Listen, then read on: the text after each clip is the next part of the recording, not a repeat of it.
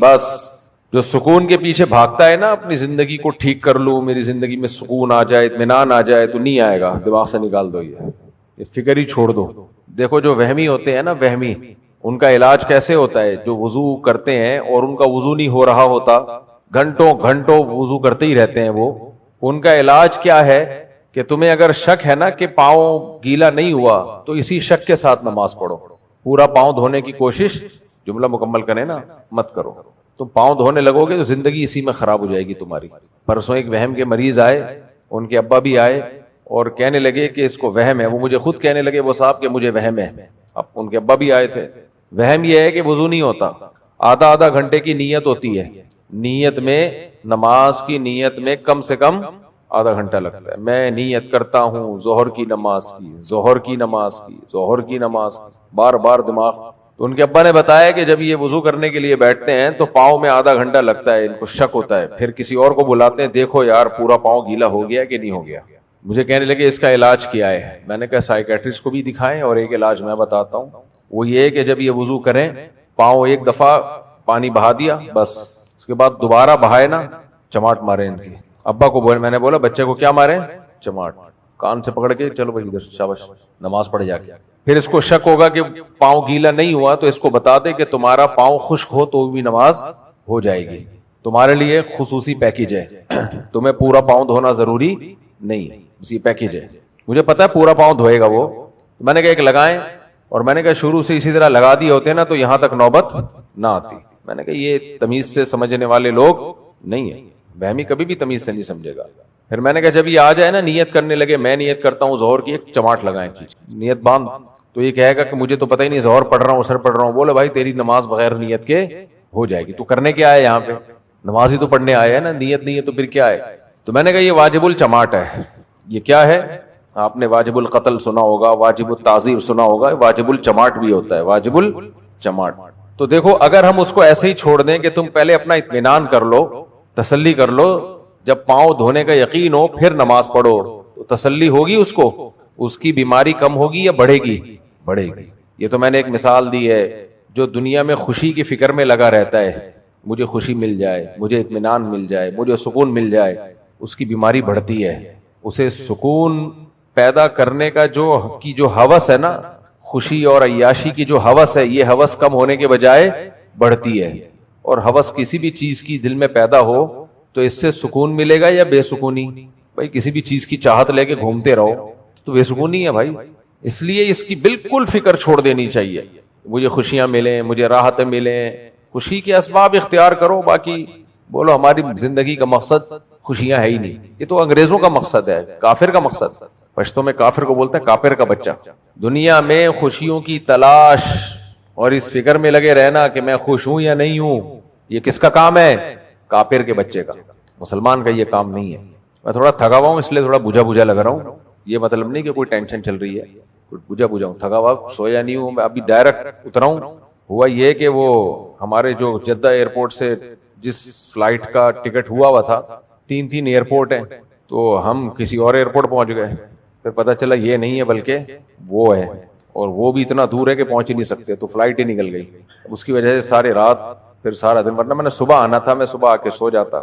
خیر بات ٹھیک ہی کروں گا. اب یہ نہ سمجھنے کہ میں تھکاوٹ میں غلط باتیں آپ کے سامنے شروع کر دوں گا, بات انشاءاللہ ٹھیک ہوگی. تو پھر جاتے ہوئے پی آئی اے میں گئے تھے, وہ بھی ابھی تک تھکاوٹ اتری نہیں ہے. جا رہا تھا تو پی آئی اے میں ایک صاحب پی آئی اے میں کیا کر رہے ہیں. اب آپ دیکھو ہماری قوم کی حالت دیکھو, کسی کو کیا پتا چلے گا میں کس کی بات کر رہا ہوں, غیبت نہیں ہوگی انشاءاللہ. یہ دیکھو نبی صلی اللہ علیہ وسلم نے فرمایا, جو شخص راستے سے تکلیف دہ چیز نہ اٹھائے نا, حالانکہ پھینکی اس نے نہیں ہے, پھینکی کسی اور نے ہے, لیکن اس نے دیکھ لی اور راستے سے یہ تکلیف دہ چیز نہ اٹھائے, تو ایمان کے آخری حصے پہ بھی نہیں ہے. میں بار بار ایک مثال دیتا ہوں کہ قرآن و سنت میں جزیات کے ضمن میں کلیات بیان ہوتے ہیں, یعنی مثالیں ہوتی ہیں جس سے اصول سمجھائے جاتے ہیں. کیوں؟ نبی صلی اللہ علیہ وسلم نے فرمایا, اعطیت جوامع الکلم, اللہ نے مجھے جامع کلمات دیے ہیں. جامع کلمات کا مطلب کیا؟ 23 سال کی عمر میں آپ نے قیامت تک کے انسانوں کی رہنمائی کرنی ہے, تو ٹائم بہت تھوڑا ہے. تو اگر آپ جزیات میں لگ گئے تو آپ قانون دنیا کو دے کے جا سکتے تھے, پھر ہے بھائی 23 سال میں 23,000 سال کا قانون بن سکتا ہے؟ بولتے کیوں نہیں بھائی؟ نہیں ہو سکتا نا، ایک ایک جزیہ. تو وہ جزیات جو ہے نا وہ اگزامپل ہیں، اس میں قوانین چھپے ہوئے ہیں، قوانین چھپے ہوئے ہیں. تبھی تو اجتہاد ہے، فقہاء نے اجتہاد کیا ہے، مجتہدین پیدا ہوئے ہیں امت میں جنہوں نے رائے اور فکر کر کے اجتہاد کیا. اگر قوانین نہ ہوتے تو اجتہاد کیوں ہوتا؟ ہر چیز حدیث میں لکھی بھی ہوتی اور عمل کرتے چلے جاتے. ہمارے جو اہل حدیث حضرات ہیں یہ اسی اجتہاد کے تو منکر ہیں. ایک دفعہ ایک اہل حدیث عالم کہنے لگے کہ میں نے کہا یہ اصال ثواب کا انکار کیوں کرتے ہو؟ کہتے ہیں حدیث میں تو 3 چیزوں کا ذکر آیا ہے، حدیث میں آیا ہے کہ 3 چیزیں مرنے کے بعد میت کے لیے ہوتی ہیں، عمل ولد صالح یدعو لہ، نیک اولاد جو دعا مانگے، علم ينتفع به، وہ علم جو چھوڑا، اور صدقہ جاریہ. تو چوتھی تو کوئی چیز نہیں حدیث میں. میں نے کہا واہ بھائی واہ. حدیث کا جو پہلی جماعت کا طالب علم ہوتا ہے نا اس کو بھی پتا ہوتا ہے جب حدیثوں میں آئے نا کہ 3 چیزیں تو اس کا مطلب 3 نہیں ہوتا. دیکھو حدیث میں آتا ہے مسلمان کے 5 حقوق ہیں مسلمان پر، چھینک آئے تو الحمدللہ کہو، جنازہ پڑھو، مریض ہو تو عیادت کرو، سلام کا جواب دو. ایک 5واں بھی حق ہے جو اس وقت ذہن میں نہیں ہے، ہاں دعوت دے تو قبول کرو. حدیث میں آتا ہے مسلمان کے مسلمان پر 5 حق ہیں. کیا مطلب؟ چھٹا کوئی حق نہیں ہے. تو حدیث میں 5 کا مطلب 5 نہیں ہوتا، 3 کا مطلب 3 نہیں ہوتا. یہ 5 کا عدد صرف یاد کرانے کے لیے کہ فی الحال 5 چیزیں بتائی جا رہی ہیں، نمبر سے چیزوں کو یاد رکھنا آسان ہوتا ہے. اس کو فقہ کی اصطلاح میں کہتے ہیں مفہوم مخالف. قرآن اور سنت کے احکام میں مفہوم مخالف کا اعتبار نہیں ہوتا. اور خاندانی مثال دے دیتا ہوں، قرآن میں آتا ہے وَمَن لَّمْ يَسْتَطِعْ مِنْكُمْ طَوْلًا أَن يَنكِحَ الْمُحْصَنَاتِ الْمُؤْمِنَاتِ فَمِمَّا مَلَكَتْ أَيْمَانُكُم مِّن فَتَيَاتِكُمُ الْمُؤْمِنَاتِ.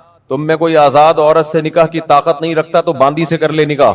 امام حنیفہ کہتے ہیں اگر آزاد عورت سے نکاح کی طاقت ہے پھر بھی باندی سے نکاح جائز ہے. کیوں؟ قرآن نے یہ کہا ہے کہ جو آزاد عورت سے نکاح کی طاقت نہیں رکھتا وہ باندی سے کر لے. یہ نہیں کہا کہ جو رکھتا ہے وہ کیا کرے، اس کے بارے میں تو خاموش ہے. اس کو کہتے ہیں مفہوم مخالف. اس کے جو اپوزٹ معنی سمجھ میں آ رہا ہے اس سے قرآن خاموش ہے. اور نکاح میں اصل یہ ہے کہ کوئی بھی مسلمان ہو اس سے نکاح جائز ہے، سوائے بچوں کے باپوں کے نزدیک. ان کے نزدیک جائز نہیں ہے چاہے بڈھا ہو جائے 50 سال کا. تو اب یہ فقہ کی بحث ہے، لمبی بحث ہے، میں ابھی اس بحث میں نہیں پڑھتا. تو یہاں بھی ایسا ہی ہے کہ حدیث میں جب آتا ہے 5 چیزیں 3 چیزیں، 3 آدمی ہیں جن کی طرف اللہ قیامت کے دن نظر اٹھا کے بھی نہیں دیکھے گا. لا یکلمہم اللہ ولا ینظر الیہم ولا یزکیہم. نبی نے فرمایا 3 افراد ایسے ہیں جن کی طرف اللہ قیامت میں نظر اٹھا کے نہیں دیکھے گا، ان کے گناہوں کو پاک نہیں کرے گا. ابو ذر غفاری کہتے ہیں خوابوا وخسروا من ہم یا رسول اللہ، وہ تو برباد ہو گئے. وہ 3 کون ہیں؟ آپ نے فرمایا المسبل ازارہ، اپنے ازار کو تکبر سے لٹکانے والا، والمنفق سلعتہ بالحلف الکاذب، جھوٹ بول کے مال بیچنے والا. ویڈیو نہ بناؤ بھائی، جھوٹ بول کے مال بیچنے والا. اور تیسرا المنان، احسان کر کے جتلانے والا، کہ مدد کر لی اب ہر محفل میں اس کو ذلیل کر رہا ہے. تیری شادی میں نے کرائی تھی، یہ جو تو کاروبار کر رہا ہے میں نے کروا کے دیا تھا، ہر جگہ اس کو ذلیل کر رہا ہے. یہ ٹوپی تیری میں نے تجھے گفٹ دی تھی. تو 3 آدمی ہیں. تو کیا مطلب صرف 3 ہی ہیں؟ قرآن میں یہودیوں کے بارے میں بھی آتا ہے، وہ علماء جو اللہ کی آیات چھپاتے ہیں ان کے بارے میں بھی آتا ہے. تو حدیث میں 3 کا مطلب 3 بولتے کیوں نہیں ہوتا. تو اسی طرح کیوں نہیں؟ اس لیے نہیں ہوتا کہ مقصد. ہاں اور ایک مثال دے دیتا ہوں. نبی صلی اللہ علیہ وسلم نے فرمایا الا کل لہو باطل، ہر کھیل باطل ہے، سب کھیل ناجائز ہیں. الا ثلاث، مگر صرف 3. یہاں تو اللہ کے ساتھ ہے صرف، پھر بھی حدیث کے صرف کا مطلب صرف نہیں ہے. اس لیے اہل حدیث حضرات سے ہم یہ کہتے ہیں کہ آپ کوئی فقہ مدون کرو، آپ قرآن و سنت کی اصولوں سے مسائل اخذ کرتے ہو، کوئی ریٹن کتاب ہو. 4 فقہ ہیں تو 5واں بھی ہم مان لیں گے نا. وہ جواب میں کہتے ہیں نہیں ہم قرآن و حدیث کو مانتے ہیں. بھائی یہ بات کر کے ٹہلایا نہ کرو. قرآن حدیث کو تو ابو حنیفہ بھی مانتے تھے، وہ تورات انجیل پہ تھوڑی نکالے انہوں نے مسائل. امام شافعی کے جو مسائل ہیں زبور سے نکالے انہوں نے. کیا ہو گیا بھائی صاحب؟ امام احمد ابن حنبل نے فضائل اعمال سے نکالے. یہ بیکار قسم کی بات ہے. قرآن و حدیث سے سب نے قرآن و حدیث سے نکالے. آپ بولتے ہو ہم بھی نکالتے، تو نکال کے لکھ لے نا، ریٹن فارم میں لے آؤ. کتاب الوضو سے لے کے کتاب الحدود، کتاب التعزیر، وراثت کے مسائل، نماز کے مسائل، سارا ایک فقہ ہو جائے گا. ہم کہیں گے چلو یار اس کو بھی، یہ بھی ٹھیک ہے، قرآن و حدیث سے ہی نکالا ہے نا. یہ نہیں ہو سکتا کہ انڈیویجولی ایک مولوی صاحب کا کوئی اجتہاد کچھ اور ہے، ادھر سے مولوی صاحب قرآن حدیث سے کچھ اور، وہاں سے مولوی صاحب قرآن حدیث سے کچھ اور. یہ تو امت کا بیڑا غرق ہو گیا ہے. ہوگا کیا؟ ہر شاخ پہ الو بیٹھا ہے انجام گلستان کیا ہوگا. پہلے زمانے میں بھی کچھ ہوتے تھے جو تقلید نہیں کرتے تھے, بڑے لیول کے علماء ہوتے تھے, وہ ایک آدھ ہوتے تھے. علامہ شوکانی گزرے ہیں, نیل الاوطار کے مؤلف, نواب صدیق حسن خان گزرے ہندوستان میں, ایک آدھ ہوتے تھے ہر زمانے میں. وہ کہتے ہیں ہمارا کوئی فقہ نہیں ہے, چلو بھائی ٹھیک ہے. لیکن اگر ہر آدمی قرآن و حدیث کے نام پہ مجتہد بن جائے, میری رائے میری رائے میری رائے, تو پھر وہی ہوگا جو اقبال نے کہا ہے, ہر شاخ پہ الو بیٹھا ہے انجام گلستان کیا ہوگا. میرا عدالتی خلا پہ بیان آیا تھا نا, عدالتی خلا پہ کتنا مدلل بیان کیا تھا. 3-4 اہل حدیثوں کا میرے خلاف اس پہ بیان آ چکا ہے, اور اتنی بھی توفیق نہیں ہوئی کہ پہلے وہ میرا بیان سن تو لیتے, سننے کے بعد جواب دیتے. میرے بھائی سنا ہی نہیں اور جواب دے دیا. یہ تحقیق ہے, یہ محقق ہیں, ان کی تقلید کریں گے ہم. اور مسئلہ بھی خلا کا, بیوی کے حلال حرام ہونے کا. تو کسی نے نیچے کمنٹ کیے ہوئے تھے, مفتی صاحب کا بیان تو سن لو بھائی, یہ سارے دلائل کے جواب دے چکے ہیں مفتی صاحب. ایک اہل حدیث عالم نے تو ریکارڈ کروایا کہ جی فقہ حنفی میں یہ ہوتا ہے کہ شوہر کی مرضی کے بغیر خلا نہیں ہوتا, لیکن فقہ حنبلی میں ہو جاتا ہے. تو ہم تو فقہ حنفی کے پابند نہیں ہے, فقہ حنبلی میں تو ہو جاتا ہے. پھر عربی عبارت کا ترجمہ کیا, وہ میں نے ترجمہ دیکھا, وہ ترجمہ ہی غلط کیا ہوا تھا. حالانکہ میں ان کو بڑا ذی استعداد آدمی سمجھتا تھا, میں نام لے سکتا ہوں, لیکن میرا مقصد کسی کی عزت اچھالنا نہیں ہے. اس سے پتہ چلتا ہے میرے بھائی, یہ تحقیق تو دور کی بات, آپ کتابوں کے ترجمے تک تو آپ کو آتے نہیں ہیں. ایک اور اہل حدیث عالم ہے, انہوں نے اتنا میرے خلاف بولا کہ یہ خلا پہ جو ہے نا, انہوں نے تو یہاں تک بول دیا یہ اہل سنت والجماعت سے خارج ہے. اس بیس پہ بول دیا کہ یہ کورٹ کے فیصلے کو نہیں مانتا, عدالت کے فیصلے کو.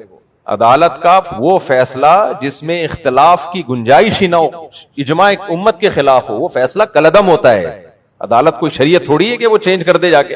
کامن سینس کی بات ہے. مجھے ایک بات بتاؤ, اہل حدیثوں سے میں کہتا ہوں کہ کامن سینس بھی کوئی چیز ہوتی ہے. بیوی زید کی ہے اور اس کو طلاق کون دے رہا ہے؟ ہائی کورٹ کا جج.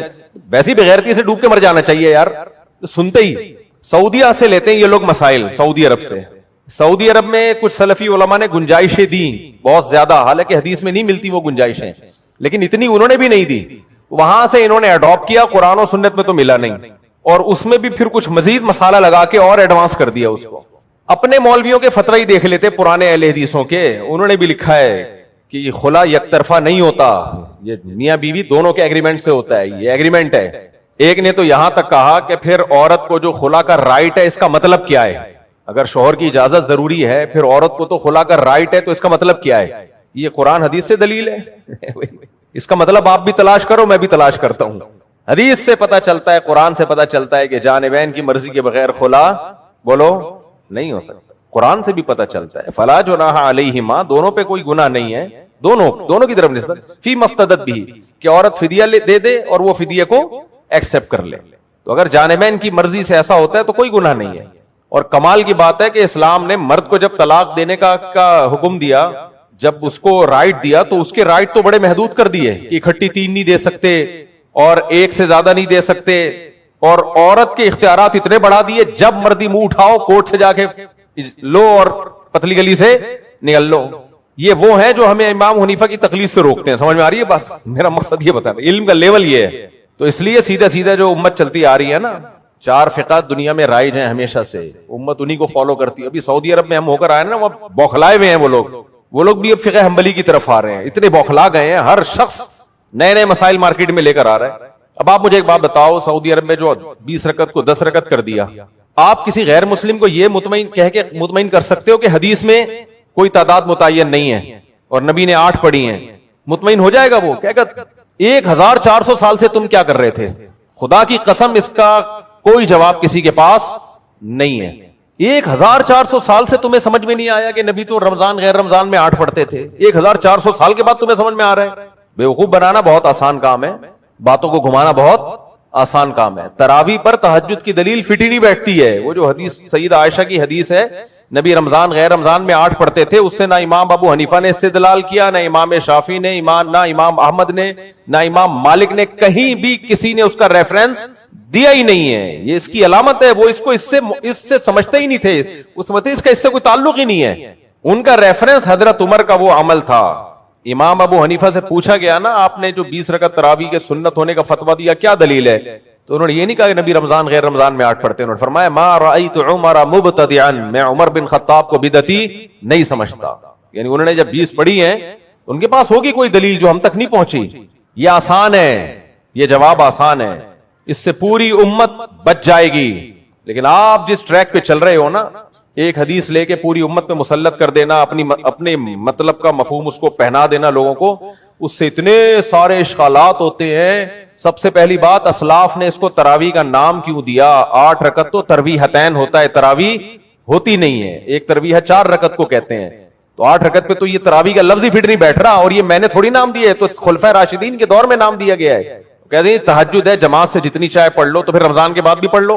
بھائی یہ تہجد نہیں ہے, یہ رمضان کے ساتھ خاص ہے, جماعت کے ساتھ ہے, مخصوص رکعتیں ہیں, جتنی منقول ہے اس میں کمی بیشی کی اجازت نہیں ہے. سنت وہی ہے, پھر باقی کوئی پڑھے نہ پڑھے وہ اس کی مرضی ہے. خیر, تو ہر شاخ پہ الو بیٹھا ہے, انجام گلستان کیا ہوگا. وہ ایک اہل حدیث عالم ہے, ٹیلی ویژن میں بہت زیادہ آتے ہیں, قاری خلیل الرحمان صاحب. عجیب بات ہے, مجھے افسوس اس پر ہو رہا ہے کہ ٹیلی ویژن میں ان کا اسٹائل کچھ اور ہوتا ہے, اور نجی مجلس میں ان کا اسٹائل کچھ اور ہوتا ہے. کیمرے پہ ان کا اسٹائل کچھ اور ہوتا ہے, اور انڈیویجول کہیں بیٹھے ہوئے ہوں گے تو اسٹائل کچھ اور. میں نام لے لے کے لوگوں پہ رد نہیں کرتا, لیکن یہ غیر اخلاقی حرکت ہے کہ آپ میڈیا پہ چیلنج کر رہے ہو بلانے کے لیے ہمیں, اور نجی محفل میں کہہ رہے ہو نہیں آنا. یہ بہت غلط چیز. تو ایسے مجتہدین کو ہم ابو حنیفہ کو چھوڑ کے فالو نہیں کر سکتے. تو مسئلہ یہ نہیں ہے, قاری خلیل الرحمان صاحب نے بھی خلا کا مسئلہ غلط بتایا, بالکل لمبی پھینکی ہے بیٹھ کے. یار آپ مسئلہ حلال و بیوی کے حلال و حرام کا مسئلہ ہلکا ہے, اس میں اتنی غیر سنجیدہ باتیں کر رہے ہوتے ہو آپ, لیبل قرآن و سنت کا لگا رہے ہو. 3 طلاق کے مسئلے پر محترم نے حدیث سنائی کہ نبی صلی اللہ علیہ وسلم کے دور میں ایک مجلس کی 3 طلاقیں ایک ہوتی تھی. حدیث میں آتا ہے, کاش میں سامنے بیٹھا ہوتا, میں پکڑ لیتا یہ ایک مجلس کی کہاں سے لگایا آپ نے, یہ لفظ کہاں سے نکالا. صحیح مسلم میں آتا ہے کہ نبی کے دور میں 3 طلاقیں ایک ہوتی تھیں, حضرت عمر نے اس کو 3 نافذ کیا. بالکل ایسی حدیث متا کے بارے میں بھی ہے. جابر بن عبداللہ کہتے ہیں نبی کے دور میں, ابو بکر عمر کے دور میں متا کیا کرتے تھے, حضرت عمر نے اس پہ پابندی لگائی. تو کیا متا حلال ہے؟ بھائی بہت سے لوگوں کو متا کے حرام ہونے کا علم نہیں تھا, اس لیے وہ کرتے رہے. حضرت عمر نے جو پابندی لگائی اور سارے صحابہ نے ایکسپٹ کیا, یہ اسی لیے کیا کہ وہ جانتے تھے کہ یہ پابندی نبی کے دور میں لگ چکی ہے. ایسے ہی 3 طلاقیں نبی کے دور میں ایک سمجھی جاتی تھیں کا مطلب یہ نہیں کہ نبی بھی ایک سمجھتے تھے. زمانہ جاہلیت میں جیسے متا حلال تھا تو 3 طلاق کو بھی ایک سمجھا جاتا تھا. یہ عبداللہ بن عباس سے, حضرت عائشہ سے, یہ صحیح سند سے یہ حدیثیں مروی ہیں. تو حضرت عمر نے جب پابندی لگائی ہے تو وہی حکم جو قرآن نازل کر چکا تھا, طلاق مرتان, 2 طلاقوں کے بعد رجوع کا حق ہے, تیسری کے بعد رجوع کا حق نہیں ہے, جبکہ زمانے جاہلیت میں تیسری کے بعد بھی رجوع کا حق سمجھا جاتا تھا. تبھی تو سارے صحابہ نے اس حکم کو ایکسپٹ کیا حضرت عمر کے. آپ کہہ سکتے ہو حضرت عمر کے ڈنڈے کا خوف تھا اس لیے مان لیا انہوں نے. اہل حدیث اس کے 3 جواب دیتے ہیں. کہتے ہیں حضرت عمر کا یہ سیاسی فیصلہ تھا کہ انہوں نے دیکھا جب طلاقیں بہت ہو رہی ہیں تو گورنمنٹ کو یہ رائٹ ہے کہ وہ سیاستاً کچھ تبدیلیاں کر سکتی ہے, تو سیاسی طور پہ اس کو ایک نافذ کیا گیا تاکہ لوگ طلاق سے روکیں. میں اہل حدیث علماء سے پوچھتا ہوں, مجھے ایک بات بتاؤ, یہ سیاست ہے یا دین میں تحریف ہے؟ دیکھو جمشید نے اللہ نہ کرے اپنی بیوی کو 3 طلاقیں دی, قرآن و سنت کے مطابق تو وہ طلاق نہیں ہوئی, سیاسی قانون کے مطابق یعنی سیاست میں حضرت عمر نے ان کی بیوی کو حرام کر دیا جمشید کے اوپر, حالانکہ قرآن کی روشنی میں کیا تھی, حلال. اور یہ اب کہیں اور شادی کر رہی ہے جس سے شادی اس کے لیے حرام تھی, اور حضرت عمر نے کہیں اور شادی اس کے لیے حلال کر دی. اگر یہ تحریف نہیں ہے تو پھر تحریف کی ڈیفینیشن کیا ہے؟ کسی بات کا ان لوگوں کے پاس کوئی جواب نہیں ہے. اہل حدیثوں کے پاس بیٹھے میں دھڑا دھڑ جو ہے وہ بیویوں کو حلال کرنے کے لیے. کس قدر جرت اور دلیری سے میں حیران ہوتا ہوں یار. کوئی اشکال پوچھا جائے اس کا جواب نہیں دیتے. یہ زبان سے 3 طلاقیں نکال دی, ختم. قرآن حلال نہیں کرتا, نبی حلال نہیں کرتے, اجماع صحابہ حلال نہیں کرتا, سارے صحابہ کا فتویٰ ہے. لیکن آپ دیکھ لو بیٹھے ہوئے فوراً حلالے پہ آ جائیں گے ڈائریکٹ. حلالے سے تو بہتر ہے. کہ قرآن کو نہیں پتا تھا کہ حلالے سے بہتر ہے کہ 3 کو 1 کہہ دے. وہ پہلا سوال میرا ان حضرات سے اس پہ کلپ بنا کے چلا دینا. آج میں تھکا ہوا ہوں, ذرا صحیح باتیں کر رہا ہوں. تھکا ہوا ہوتا ہوں نا تو بعض دفعہ صحیح باتیں بھی ہو جاتی ہیں. پہلی بات جو یہ کہا کرے نا اہل حدیث, حضرت عمر کا یہ سیاسی فیصلہ تھا, سے بولو یہ بتاؤ یہ سیاست ہے یا تحریف ہے دین میں؟ قرآن بار بار کہہ رہا ہے لیما تحرم ما احل اللہ لکا, جس چیز کو اللہ نے حلال کیا اس کو کیوں حرام کر رہے ہو؟ یہ شہد کے بارے میں ہے کہ نبی نے قسم کھا کے شہد حرام کر دیا تھا, حالانکہ وہ ہمیشہ کے لیے حرام نہیں ہوا تھا. اور یہاں بیوی جو جس کی حیثیت شہد سے زیادہ ہے وہ ہمیشہ کے لیے حرام ہو رہی ہے حضرت عمر کے فتوے پہ. اور کمال کی بات ہے وہ صحابہ جو حضرت عمر کے ایک جوڑے پہ اعتراض کر رہے ہیں کہ یہ جوڑا آپ کے پاس اتنا لمبا کہاں سے آ گیا, مال غنیمت میں تو اتنی بڑی قمیض کسی کو ملی نہیں ہے, وہ صحابہ اپنی بیویوں کو حرام کر دیا انہوں نے حضرت عمر کے کہنے پہ. حضرت عمر نے حضرت حذیفہ سے کہا کہ یہودی عورت سے نکاح مت کریں. صحابی رسول تھے, انہوں نے فرمایا کہ اگر حرام ہے تو نہیں کروں گا, اور اگر اللہ نے حلال کیا ہے تو پھر کروں گا میں, اور کیا انہوں نے نکاح. سمجھ میں آ رہی ہے بات؟ حضرت عمر نے فرمایا میں حرام نہیں کر رہا, اس سے نکاح میں نقصان ہے, کوئی فاسق فاجر نہ ہو. تو لوگ فاسق عورتوں سے نکاح شروع کریے, ایسے مشورہ دیا جاتا ہے. تو مشورے کی حد تک تو بہت کچھ ٹھیک ہے بھائی, قانون سازی میں حلال و حرام نہیں کیا جاتا. شیعہ لوگ یہی تو کہتے ہیں حضرت عمر نے قانون بنایا 3 طلاق کو 3 کرنے کا, لہذا وہ 3 کو 1 بھی نہیں مانتے.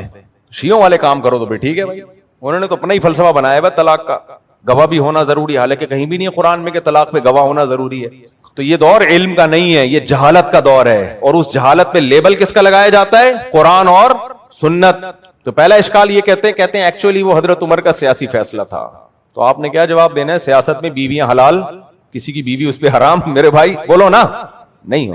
نمبر 2 کہتے ہیں صحابہ نے ڈر سے, بس ان کا خوف تھا اور سیاست تھی, سارے صحابہ نے مانا. کوئی ایک صحابی سے ضعیف حدیث بھی نہیں ملتی جنہوں نے رخصتی کے بعد اکٹھی 3 طلاق کو 1 کہا ہو, ضعیف بھی نہیں ملتی, صحیح تو دور کی بات ہے. تو وہ کہتے ہیں وہ صحابہ مان گئے بس مجبوری میں. صحابہ مجبوری میں اتنا بڑا فیصلہ نہیں مانتے, وہ تو اشکال کرتے تھے. حضرت عمر کا پہلا خطبہ ہی یہ تھا کہ جب تک سیدھا چلوں ماننا, جہاں قرآن و سنت سے ہٹوں سیدھا کر دینا مجھے. ایک نے کھڑے ہو کر کہا نا کہ آپ کو سیدھا کر دیں گے, حضرت عمر نے دعائیں دی اس کو. حضرت عمر نے قانون بنایا کہ 400 درہم سے زیادہ مہر نہیں ہوگا. یہ بالکل سیاسی فیصلہ تھا اس میں, کیونکہ قرآن نے مہر کی کوئی مقدار متعین نہیں کی ہے. اگر گورنمنٹ یہ سمجھتی ہے کہ اتنا زیادہ مہر لڑکی والے رکھ رہے ہیں کہ لڑکیوں کی عمریں نکل رہی ہیں, اس پہ غور کیا جا سکتا ہے کہ کچھ متعین مقدار کر دی جائے. یہ سیاسی فیصلہ تھا. لیکن ایک عورت نے کہا کہ قرآن کہتا ہے ان آتیتم احداہن قنطارا فلا تاخذوا منہ شیئا, سونے کا پہاڑ بھی مہر میں دیا ہو واپس مت لو. تو اللہ تو سونے کے پہاڑ کا تذکرہ کر رہے ہیں, آپ کیسے مہر کی مقدار متعین کر رہے ہیں؟ حضرت عمر جواب دے سکتے تھے کہ اللہ نے یہ تو نہیں کہا کہ سونے کا پہاڑ دو, وہ تو ایک مثال دی ہے کہ اگر سونے کا پہاڑ بھی مہر میں ہے تو طلاق کے بعد وہ واپس نہیں لیا جا سکتا. لیکن اس کے باوجود حضرت عمر اپنی بات سے پیچھے ہٹ گئے اور فرمایا اخطأ رجل واصابت امرأۃ, عورت نے درست کہا اور مرد سے غلطی ہو گئی. نہیں آئی میرا خیال ہے بات؟ حضرت عمر کے بارے میں بخاری میں ہے کان وقافا عند کتاب اللہ, قرآن کی جیسے ہی آیت سامنے آتی رک جاتے تھے, بس ریورس پیچھے ہو جاتے تھے اللہ کی آیت سن کے. کیا ان کے سامنے یہ آیتیں نہیں تھی الطلاق مرتان, جس کا اہل حدیث لوگ اپنی طرف سے ترجمہ کرتے ہیں کہ طلاقیں 2 مہینے میں 2 مرتبہ ہیں. کہاں سے 2 مہینے لگا دیے تم نے یار؟ فَإِن طَلَّقَهَا فَلَا تَحِلُّ لَهُ مِن بَعْدُ, قرآن کہہ رہے تیسری طلاق دے دی بیوی حلال نہیں ہے. قرآن نے تو نہیں بتایا کہ اسی وقت دی یا اگلے مہینے میں دی, یہ تو کوئی قید نہیں ہے قرآن میں. کہہ رہے نہیں مرتان مرتبہ ہے نا, مرتبہ کا مطلب 1 مرتبہ پھر دوسری مرتبہ. حدیث میں آتا ہے, بخاری کی حدیث ہے, جو 33 مرتبہ سبحان اللہ کہتا ہے نماز کے بعد, تو کیا مطلب 33 مہینوں میں 33 مرتبہ سبحان اللہ کہے گا وہ؟ اس لیے بیچارے اللہ معاف فرمائے, بس ان کا ہوگا کیا آخرت میں. سعودیوں کو فالو کرنے کا نتیجہ ہے یہ. یا تو تم اپنا امام اللہ رسول کو بولتے ہو, فتوے تم وہاں سے لے کر آتے ہو. سعودی عرب میں بھی ہر طرح کے علماء ہیں, میجورٹی ان کی ٹھیک ہے, فقہ حنبلی کو فالو کرتی ہے, لیکن آج کل سکہ چل ان کا رہا ہے جو جمہور امت سے ہٹے ہوئے ہیں. یہ تو گورنمنٹ کا کام ہوتا ہے نا, کس کو آگے لے آئے کس کو پیچھے لے آئے. تو اس لیے زبانوں پہ کنٹرول کیا کرو بھائی. وہ میں اس ٹاپک کو جلدی مکمل کر کے پھر آگے چلوں, کچھ کام غصے میں ہو جاتے ہیں, نارمل روٹین میں نہیں ہوتے. وہ میں نے کچھ بیان تھکاوٹ کے لیے رکھے ہوئے ہوتے ہیں, تھکاوٹ ہوئی تو یہ والا بیان کروں گا میں. تو پہلی بات, سیاسی فیصلہ ہو سکتا ہے یہ ہے؟ نہیں ہو سکتا. یہ تحریف ہے, یہ سیاست نہیں ہے. بیوی کو حلال حرام کر دینا یہ کیا ہے؟ دین میں بدترین تحریف ہے. اور اگر یہ نہیں ہے تو پھر تحریف کسے کہتے ہیں بتا دو بھائی. آج کوئی خلیفہ اٹھ کے بولے 1 بھی نہیں ہوتی, کیا مان لو گے اس کو؟ دوسری بات, صحابہ نے مانا کیوں؟ اچھا ایک بریلوی عالم ہے, انہوں نے بھی میرے خلاف ایک کلپ بنایا ہے, تو وہ بریلوی لیکن ذرا معتدل سے ہیں, بڑے معتدل سے ہیں وہ. انہوں نے میرے خلاف ایک کلپ بنایا, انہوں نے کہا مفتی طارق مسعود صاحب یہ کہتے ہیں کہ 3 طلاق کا مسئلہ اجماعی ہے, اس میں امت پہ کیا ہے؟ اجماع ہے. تو انہوں نے کہا نہیں ایسا نہیں, اجماع نہیں ہے, مفتی صاحب مبالغہ آرائی کرتے ہیں, فلاں نے لکھا ہے کہ اس میں اختلاف ہے, فلاں نے لکھا ہے اس میں اختلاف ہے, فلاں نے بھی لکھا ہے اس میں اختلاف, فلاں نے بھی لکھا, فلاں نے بھی. خوب سمجھ لو, فلاں کے لکھنے پر گورنمنٹ کی طرف سے کوئی پابندی نہیں. اس طرح کی کلپ دیکھ کے متاثر نہ ہوا کریں. سب سے پہلے کسی صحابی سے دکھائیں.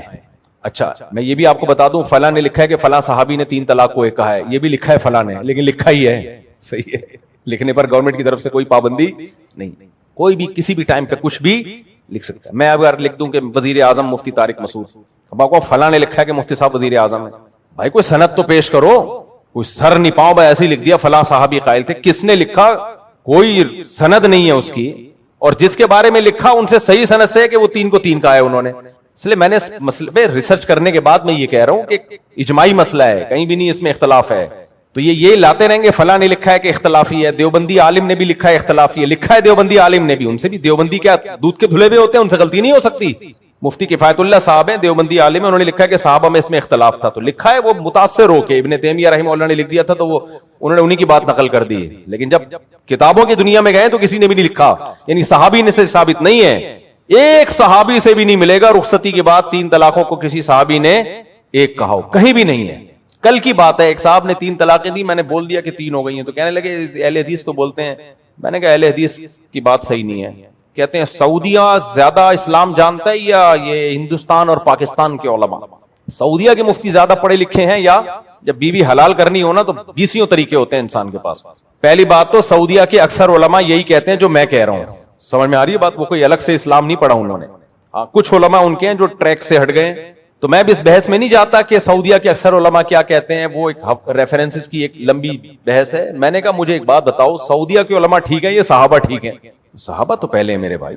اسلاف میں اپنے آپ کو سلفی کہتے ہیں, سلفی کہتے ہیں. سلف میں کوئی دکھا دو جس نے 3 طلاق کو 1 کہا ہو, سلف میں کوئی دکھا دو جس نے 20 رکعت سے کم 1 رکعت تراوی کو سنت کہا ہو. کام سارے سلف کے خلاف کر رہے ہیں. سلف میں کوئی دکھا دو جس نے اس خلا کو معتبر مانا ہو جو یک طرفہ خلا ہے. اسلاف کو ہم فالو کرتے ہیں بھائی, ائمہ کرام نے فالو کیا اسلاف کو. نام رکھنے سے کچھ نہیں ہوتا, کام دیکھو کام. نام تو اہل سنت والجماعت کتنے مشہور ہیں ہمارے ہاں, نہ سنت اور نہ اہل سنت والجماعت کا مطلب پتہ ہے کیا ہے؟ سنت کو فالو کرے بدعت سے دور, اور جماعت سے مراد صحابہ کو. تو آپ اپنا نام اہل سنت والجماعت نہ رکھیں لیکن سنت کو فالو کریں اور صحابہ کی جماعت کو مانیں, تو آپ اہل سنت والجماعت ہیں. لیکن ہمارے ہاں جو نہ سنت کو فالو کرے نہ صحابہ کو مانے. صحابہ حلوے مانڈے کرتے تھے, بولتے کیوں نہیں ہو دیگیں. کس صحابی نے ربیع الاول کے موقع پر حلوے کی دیگ پکائی؟ کوئی ایک صحابی ضعیف روایت میں دکھا دو جنہوں نے ربیع الاول میں بتیاں لگائی ہوں, تمبو لگائے ہوں, حلوے کھائے ہوں, حلیم کی دیگ پکائی ہو, سبیل لگائی ہو, ماتم کیا ہو. کوئی ایک ہے صحابی؟ میں ایسے صحابہ آپ کو دکھا سکتا ہوں پوری زندگی روزے رکھے. ایک صحابی نے نبی سے عرض کیا یا رسول اللہ میں پوری زندگی روزے رکھنا چاہتا ہوں. آپ نے فرمایا کم کرو. پہلے فرمایا مہینے میں 3 روزے, انہوں نے کہا اس سے زیادہ کی طاقت ہے. پھر فرمایا اتنے روزے, فرمایا اس سے زیادہ کی طاقت. بالآخر انہوں نے منوا کے چھوڑا, ساری زندگی روزے رکھوں گا. بڑھاپے میں کہتے تھے کاش نبی کی رخصت پر عمل کر لیتا, بوڑھا ہو گیا اب نہیں رکھا جا رہا. یہ تھے صحابہ. دیگ اور صحابہ 180 ڈگری پہ تھے, یاد رکھو. نہیں آ رہی میرے خیال ہے بات؟ دیگ کا اسلام سے جہاں ڈھڑنگ ڈھڑنگ کی آوازیں آ رہی ہیں دیگوں کی, ڈھڑنگ ڈھڑنگ, میت پہ بھی یہی آوازیں آتی ہیں ڈھڑنگ ڈھڑنگ. دیکھا دیگ کی اپنی ایک لک ہے بھائی, دیگ جو ہے نا دیگ اس کا اپنا ایک سٹائل ہے. وہ دیگچی اور میں وہ مزہ نہیں ہے. دیگ کا آدھا مزہ تو ڈھکن میں ہے, حقیقت ہے ہٹتی ہے نا وہ. دیگوں کا اسلام سے کوئی تعلق نہ محرم کی دیگوں کا نہ ربیع الاول کی دیگوں کا. تو ہم سوچ رہے ہیں جو اعتکاف میں دعوتیں ہو رہی ہیں اس پہ بھی پابندی لگائیں. ابھی جو اعتکاف گزرا ہے نا, بھوکا رہنا سیکھو میرے بھائی. سنت بھوکا رہنا ہے, دیگیں پھوڑنا بولو نہیں ہے سنت. نبی نے روزے رکھے ہیں, ترغیبات دی ہیں. روزے سے انسان کی قوت ارادی بڑھتی ہے, شہوت ٹوٹتی ہے روزے سے, روحانی قوت بڑھتی ہے, کانفیڈنس بڑھتا ہے, خواہشات کو کنٹرول کرنا سیکھتا ہے. ایسی نورانیت ایسی روحانیت اللہ نے روزے میں رکھی ہے. نبی نے فرمایا للصائم فرحتان, روزے دار کو 2 لذتیں ملتی ہیں. ایک تو آخرت میں اللہ دے گا, روزے داروں کے لیے اللہ نے جنت میں الگ دروازے بنائے ہوئے ہیں. دیکھو جب ہم ایئرپورٹ جاتے ہیں مختلف قسم کے لاؤنج ہوتے ہیں جس میں بیٹھنا پڑتا ہے. میں تو پہلے نہیں بیٹھتا تھا لیکن اب سیلفیوں کی وجہ سے جانا پڑتا ہے. غریبوں کے لاؤنج الگ ہوتے ہیں, اس سے اوپر والے لاؤنج الگ ہوتے ہیں, الگ الگ دروازے ہوتے ہیں. وی آئی پی, وی آئی پی.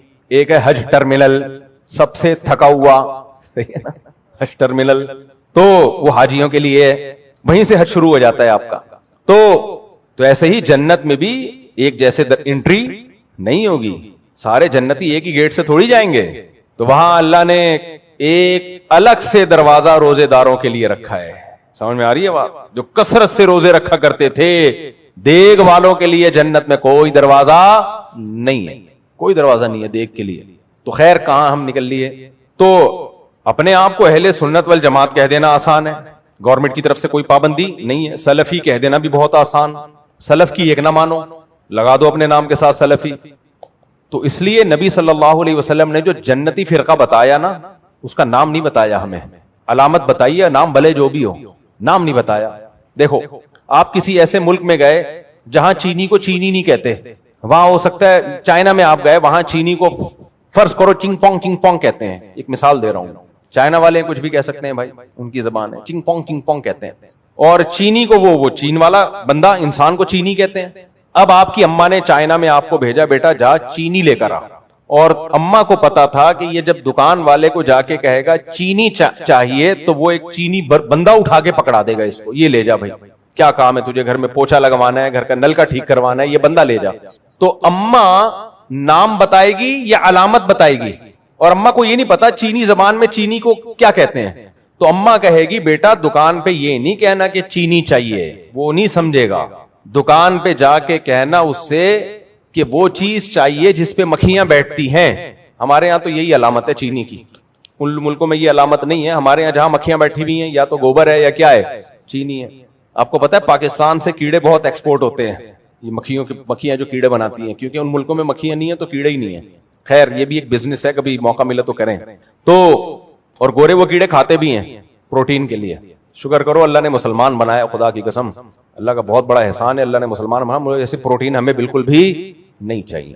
وہی میرے سموسے پہ بیان چل رہا ہے, روزہ رکھ کے ایک آدھ سموسہ کھا لینے میں کوئی حرج نہیں ہے, تجربے کے بعد کہہ رہا ہوں. میں زیادہ فنٹر بننے کی کوشش کی تھی میں نے رمضان میں, روزے رکھ کے نا, میں نے کہا سموسہ چھوڑوں گا, ہائیجینک ڈائٹ ہونی چاہیے وغیرہ وغیرہ. وہ ایک یوٹیوب پہ دیکھا پتہ نہیں کہ لوبیا اور فلانا, وہ مزہ ہی نہیں آیا.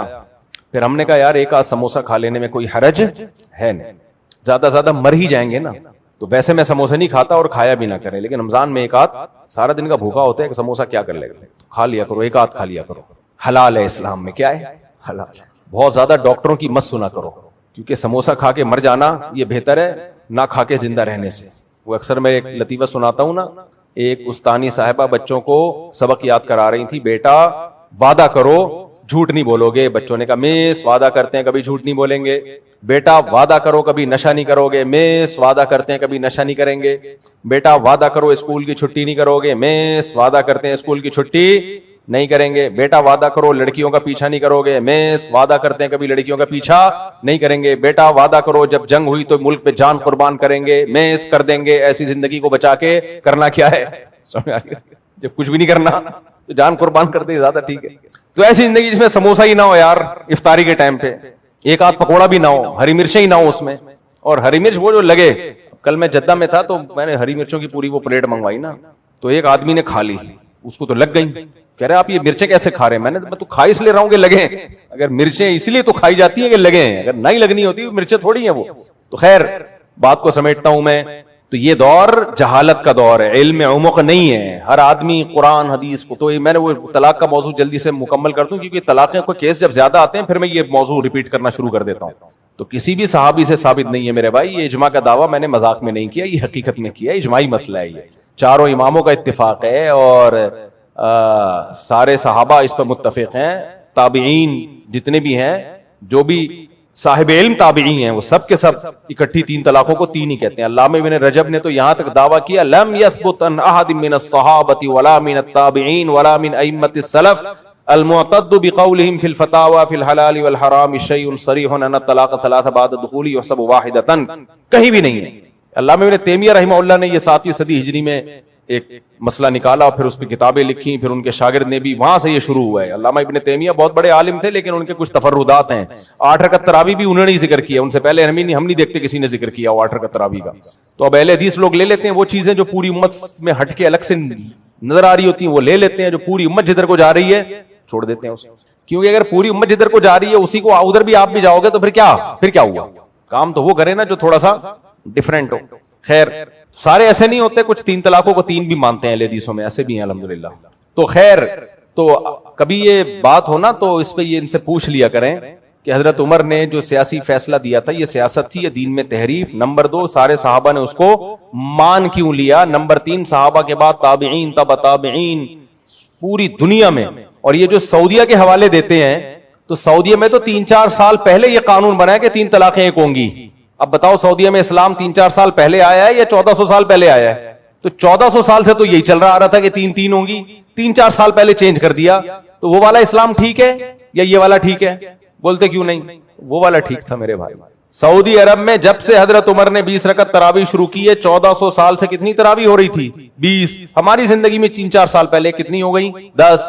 تو کون سا والا ٹھیک ہے بھائی؟ تو اس لیے امت کے جمہور سے چپکے رہیں، 1.5 اینٹ کی مسجد بنانے کی کوشش نہ کریں. تو میں کہہ رہا تھا نبی صلی اللہ علیہ وسلم نے جو فرقوں کے بارے میں فرمایا نا، جنتی فرقہ 73 فرقوں میں ایک جنتی ہوگا نا. بولو نا کیا ہو گیا؟ تو آپ صلی اللہ علیہ وسلم سے صحابہ نے پوچھا وہ جنتی فرقہ کون سا ہوگا، تو آپ نے نام نہیں بتایا. نام نہیں بتایا. وہ میں بتا رہا تھا نا کہ سمجھدار ماں جو اپنے بچے کو چینی لینے کے لیے چائنا میں بھیجے گی وہ نام تھوڑی بتائے گی، وہ علامتیں بتائے گی. اور دکاندار کو بھی کہے گی بیٹا علامتیں بتانا کہ ایسے ایسے دانے ہوتے ہیں اور چائے میں گھول کے پی جاتی ہے اور اس سے مٹھاس پیدا ہوتی ہے، سویٹنس کے لیے استعمال ہوتی ہے. فوراً سمجھ جائے گا بات کس کی ہو رہی ہے، چنگ پونگ کی بات ہو رہی ہے. اس کو وہ چنگ پونگ کہے گا. تو ایسا نہ ہو کوئی چھپکلی اٹھا کے دے گئے بھائی، ان کا کوئی بھروسہ نہیں ہے. تو نبی نے 73 فرقوں کے بارے میں اگر آپ صلی اللہ علیہ وسلم یوں فرما دیتے کہ ان 73 میں جو ایک جنتی ہوگا اس کا نام دیوبندی ہوگا، تو سب فرقے اپنا نام کیا رکھتے؟ بولو دیوبندی. تو اس سے کنفیوژن ختم ہوتی یا بڑھ جاتی؟ بڑھ جاتی، پروگرام ہی بڑھ جاتا. اگر نبی بتا دیتے اس فرقے کا نام شیعہ ہوگا تو ہم سب شیعہ کہتے اپنے آپ کو. نبی بتا دیتے اس فرقے کا نام بریلوی ہوگا، میری پگڑی بھی ہری ہوتی، یہاں 2 جھنڈے بھی لگے ہوئے ہوتے، ایک تکیہ ادھر ایک تکیہ ادھر ایک تکیہ پیچھے، اور جمعے کی نماز کے بعد دیگ کا انتظام. جمشید صاحب کی طرف سے آج تمام نمازوں کے لیے ربیع الاول آنے کی ابھی آئے نہیں ہے لیکن آنے کی ایڈوانس خوشی آپ سب کو مبارک. سوائے ابلیس کے جہاں میں سبھی تو خوشیاں منا رہے ہیں. اچھا یہ شعر ہے نا، یہ وہ تو وہ لوگ پڑھتے ہیں، لیکن یہ جو پاکستان کے موجودہ حالات چل رہے ہیں نا، اس میں پاکستان کی پوری دنیا میں عزت ہو رہی ہے، لیکن سوائے ابلیس کے جہاں میں سبھی خوشیاں منا رہے ہیں. کچھ لوگ ایسے ہیں ان کو نہیں سمجھ میں آ رہا ہے، کیڑے ہی نکالے جا رہے ہیں. بھائی سیاست میں اتنا آگے مت جاؤ، نہ کسی کے عشق میں نہ کسی کی دشمنی میں. انڈیا کا میڈیا دیکھو پاگل ہو گیا. انڈیا سر پکڑ کے رو رہے ہیں کہ یار ہو کیا گیا. ایک ملک جس کو ہم نے اتنا دبایا، اتنا گرایا، مہنگائی میں ڈالا، اس کو جنگ مسلط کی اس کے اوپر، اور آج ساری دنیا اس کو کیا کر رہی ہے؟ سلوٹ. اب تو میم بننا شروع ہو گئی ہیں. ایک میم آئی ہے بڑی زبردست، ایک آدمی آرمی چیف بنا ہوا ہے پاکستانی نا، ٹوپی پہن کی ہوئی ہے. ہاں ملیشیا سے کو پھڈا چل رہا ہے تمہارا، ابھی ٹائم نہیں ہے میرے پاس، میں ذرا ایران کا مسئلہ نمٹا رہا ہوں، ابھی ٹائم نہیں ہے. بڑا زبردست میم بنائی ہے اس نے. سعودی عرب بادشاہ کا فون آیا، واللہ ہادا واللہ پریشانی، واللہ ٹینشن ایران. اس نے کہا آج اتوار ہے، چھٹی والا دن ہے، پیر کے دن رابطہ کریں آپ. یہ بھرم ہے پاکستان کے بھائی. ابھی ڈونلڈ ٹرمپ کہہ رہا ہے بھائی بتا اگر ماروں، ابھی ایران پہ اٹیک کروں، بڑکیاں میں نے بہت لگا دی ہیں، ٹویٹ بھی کر دیا ہے، ماروں، لیکن ڈر یہ بھی ہے کہ وہ بھی مارے گا پھر. تو جناب حافظ صاحب ذرا بتائیے. حافظ صاحب کہہ رہے ہیں ادھر ٹھہر جائے، سسرال سے میرا فون آیا ہوا ہے، مجھے ذرا کام سے جانا ہے، قرآن خوانی نمٹا کے آ رہا ہوں میں. کل 5:06 پہ آپ رابطہ کیجیے اور ٹائم پہ آنا، ورنہ کوئی گارنٹی نہیں. یہ چل رہا ہے پاکستان. پہلی دفعہ اتنی عزت ملی ہے بھائی. سوائے ابلیس کے جہاں میں سبھی تو خوشیاں منا. لیکن کچھ لوگوں کا دماغ خراب ہو گیا ہے، کچھ صحافی ایسے ہیں پاگل ہوئے ہیں. ابے تو ڈونلڈ ٹرمپ اور ان کی پہلے سے ملی بھگت تھی، ابے یہ تو پہلے سے گیم کھیلے ہوئے تھے انہوں نے. بس کر دو یار. انڈیا کو دیکھو کیسا بوکھلا گیا ہے، وہ پاگل ہو گیا انڈیا. یہ جو ہم نے جنگ جیتی ہے ہندوستان سے، پھر اور بھی محاذوں پہ ہم جنگ لڑ رہے ہیں، وہ بھی جیت رہے ہیں الحمدللہ. اور سعودی عرب ہماری طاقت کو دیکھ کے ہم سے اتحاد کر رہا ہے حرمین بچانے کے لیے، اور بہت سارے ملک ہم سے رابطہ کر رہے ہیں. لوگ یہ سارا کریڈٹ دیتے ہیں آرمی چیف کو. میں یہ سمجھتا ہوں کہ یہ ظلم ہے.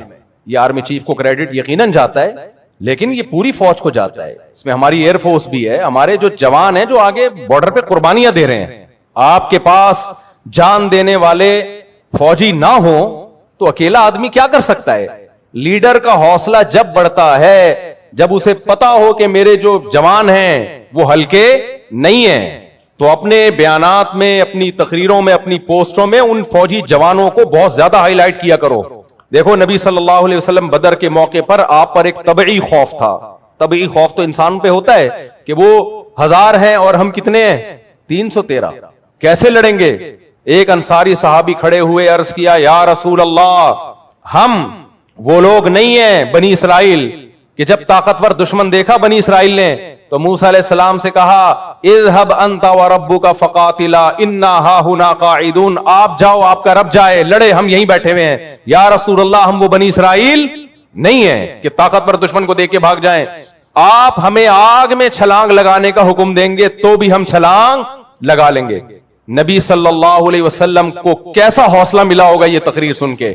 تو جو بھی بھائی فورسز کا لیڈر ہوتا ہے، چیف ہوتا ہے، نیچے والے لوگوں میں دم ہوتا ہے تو اس میں بھی دم آتا ہے۔ ایک بڑا زبردست مقولہ ہے عربی کا، للساعد بالسیف انما السیف بالساعد، بڑا زبردست مقولہ ہے۔ کہتے ہیں بازو میں طاقت تلوار سے نہیں آتی ہے، نہیں آئی سمجھ میں، اللہ کرے کھوپڑی شریف میں آ جائے۔ بازو میں تلوار کی وجہ سے طاقت نہیں آتی، تلوار کے لیے بازو کا مضبوط ہونا ضروری ہے۔ تلوار کسی کام کی نہیں ہے اگر اس کو کسی کمزور ٹی بی کے مریض نے پکڑا ہوا ہے، کسی عورت کے ہاتھ میں ہے، وہ کسی کام کی نہیں ہے، اسے گائے بھی ذبح نہیں ہو سکتی۔ تو بازو مضبوط ہوتا ہے تو پھر تلوار طاقتور۔ تو یہ جو ہمارے جوان بارڈر پہ لڑ رہے ہیں اور بے تحاشا قربانیاں دے رہے ہیں، ان کے حوصلے ہیں، ان حوصلوں کی وجہ سے سربراہوں کا بھی حوصلہ بلند ہوتا ہے۔ تو یہ کریڈٹ ان کو بھی جانا چاہیے، بلکہ ان کو تو زیادہ جانا چاہیے، بہت قربانیاں دی ہیں، اس کے بعد جا کے یہ حالات ہوئے ہیں۔ جو فورسز کی قربانیاں ہیں وہ میڈیا پہ آتی نہیں ہیں، پوری دنیا اپنی فورسز کی قربانیوں کو ہائی لائٹ نہیں کرتی ہے، اس میں خطرہ ہوتا ہے کسی کی حوصلہ شکنی نہ ہو، قوم کا امیج، قوم کا جو حوصلہ ہے مورال ڈاؤن نہ ہو۔ لیکن حقیقت یہ ہے کہ بہت قربانیاں دی ہیں، اس کے بعد جا کے یہ حالات ہوئے ہیں، تو کوئی اچھے دن دیکھنے کو مل رہے ہیں۔ لیکن وہی بات ہے، کچھ لوگ کہہ رہے ہیں دیکھتے ہیں بھی کتنے دن چلتا ہی ہے، دیکھتے ہیں۔ یہ ایسے ہی ہے، میاں بیوی کی شادی ہو رہی ہے، سارے خوش ہو رہے ہیں، مٹھائیاں بانٹ رہے ہیں، ایک کہہ رہا ہے دیکھتے ہیں، ہو سکتا ہے کل طلاق ہو جائے۔ ابے ابھی تو شادی ہو رہی ہے، ابھی خوش ہو جائے یار، ہو تو بہت کچھ سکتا ہے، ہو تو یہ بھی سکتا ہے ٹرک کے نیچے آگے مر جائے۔ پھر مثال دے رہا ہوں، وہ دیکھو ایک دن ہوا تھا، وہ دولہا بیوٹی پارلر میں جا رہا تھا، تیاروں نے گاڑی کے نیچے آ گیا تو طلاق ہو گئی، فلانا ہو گیا۔ بھائی ہونے کو بہت کچھ ہے، لیکن جب شادی ہوتی ہے تو مٹھائیاں بٹتی ہیں، ایک دوسرے کو مبارکبادیں دی جاتی ہیں۔ اگر آپ کو دولہا دلہن سے محبت ہے، محبت نہیں ہے تو آپ صحافی بن کے بیٹھو گے اور کیڑے نکالنا شروع کر دو۔ ابے یہ دولہے نے پٹایا ہے اور یہ تو چرسی ہے، یہ تو ایسا ہے، یہ ہو ہی نہیں رہی شادی، ہمیں بیوقوف بنانے کے لیے ہو رہی ہے۔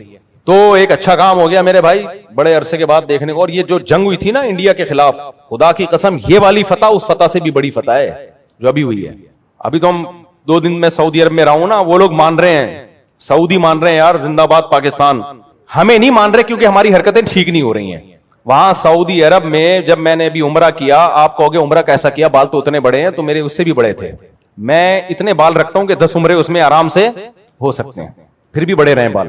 تو وہاں کیا ہوا کہ جو ہیئر ڈریسر ہے نا پاکستانی، وہ کم ہو گئے، مصری زیادہ ہو گئے۔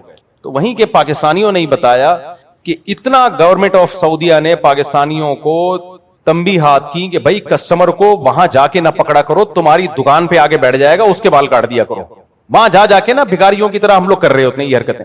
آپ نے عمرہ کر لیا، آ جاؤ، وہ دوسرے آپ نے کر لیا، وہ ادھر کا سیٹر ہے، وہ ادھر کا۔ سعودی گورنمنٹ نے 10-15 سالوں سے پاکستانیوں کو سمجھا رہے ہیں کہ یہ چھچوری حرکتیں مت کرو، تمیز سے بیٹھ جاؤ دکان کھول کے، جس نے آنا ہوگا آ جائے گا، نہیں مانے تو اب وہ نکال رہے ہیں پاکستانیوں کو، مصریوں کو لا کے رکھ لیا، وہ بڑے ڈیسنٹ طریقے سے بیٹھے ہوئے ہوتے ہیں، لیکن پاکستانی باز نہیں آیا۔ ابھی میں نے عمرہ کیا تو 2 بندے آ گئے، چھپ چھپا کے آ رہے ہوتے ہیں شرطوں سے۔ تو یار کیوں اپنے اوپر بھی پابندیاں لگا رہے ہو، دنیا پہ بھی پابندیاں لگا رہے ہو، ملک کا امیج اچھا جا رہا ہے، قوم کا امیج اچھا نہیں جا رہا ہے۔ تو اخلاقیات بھی کوئی چیز ہوتی ہے نا، کسی ملک کے قوانین کو فالو کرنا چاہیے۔ بس بات کو میں سمیٹ کے ختم کر رہا ہوں۔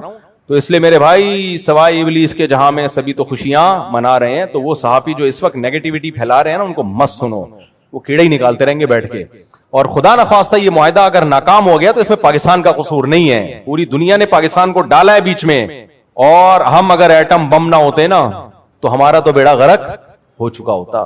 اور بعض تبصرہ نگار یہ بھی کہہ رہے ہیں دنیا میں اب راج صرف وہی کریں گے جن کے پاس ایٹم بم ہے، جن کے پاس بم نہیں ہے ہو گئے، پروگرام اڑ گیا۔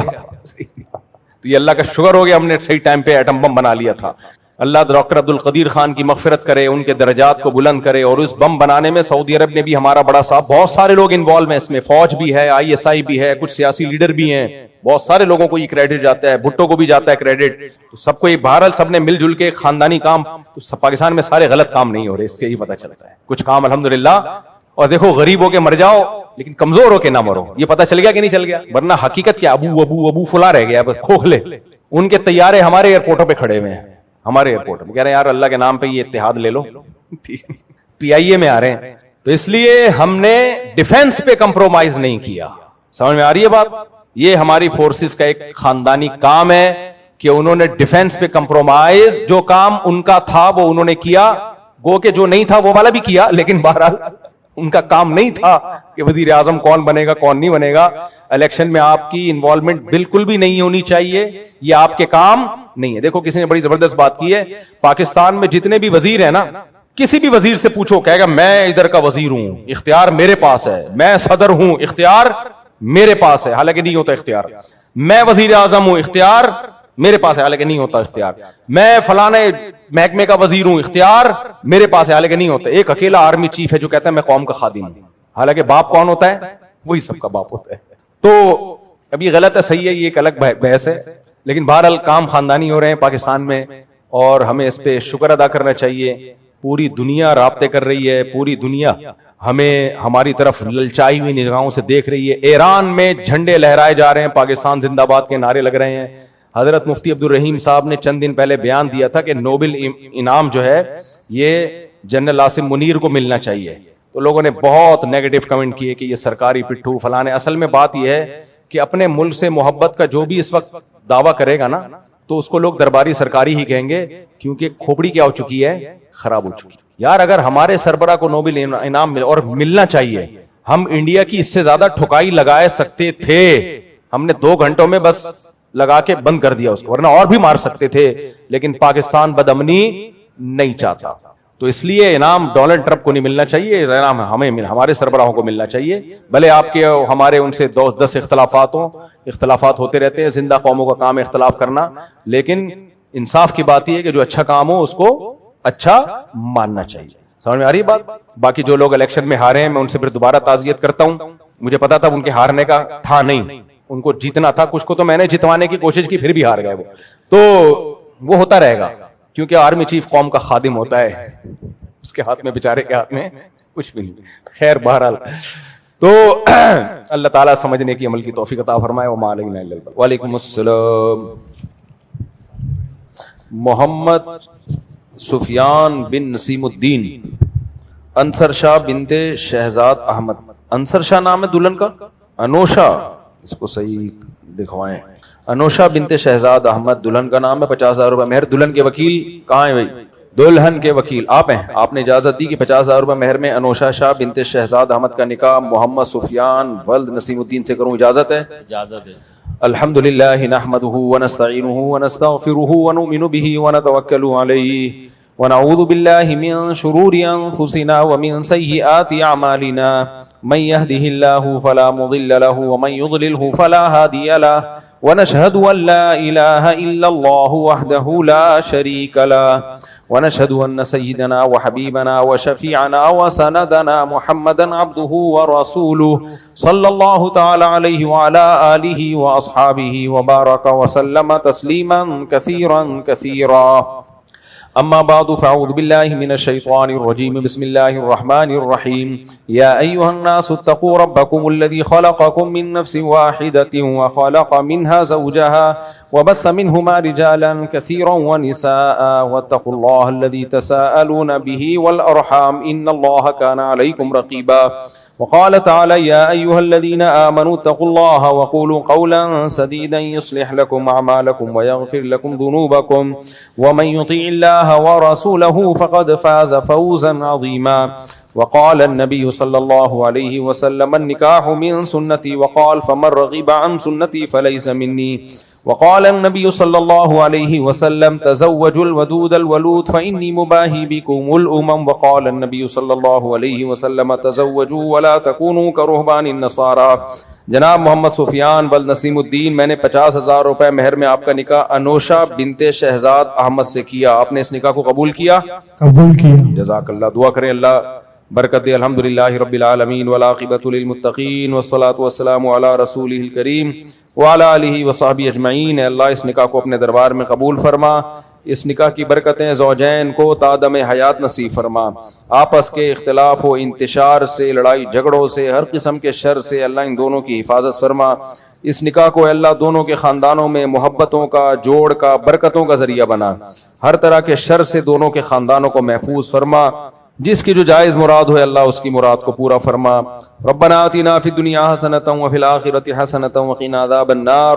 صلی اللہ تعالی علی خیر خلقہ محمد وعلی آلہ وصحبہ اجمعین. اللہ تعالیٰ بہت مبارک کرے، ماشاءاللہ جی، خوشیاں دے آپ کو، جوڑ پیدا کرے آپ دونوں میں. جزاک اللہ. لائے بھائی سوال دے دیں. بھائی یہ جو بیان کا میں تھوڑا سا لگا دوں، میں نے بیان میں یہ بات لے کے چل رہا تھا نا، نبی صلی اللہ علیہ وسلم نے فرقے بتائے، نام بھی بتایا. اس پہ میں کئی دفعہ بیان کر چکا ہوں، بس یہ چونکہ بیان چل پڑا تھا تو اس کو مکمل کر لیتے ہیں. تو نبی صلی اللہ علیہ وسلم نے فرقے نہیں بتائے، علامتیں بتائی ہیں. تو جنتی فرقہ ہے اس کی علامت بتائی ہے، کیونکہ اگر کوئی نام بتا دیتے نا تو وہ سب لوگ وہ نام رکھتے ہیں.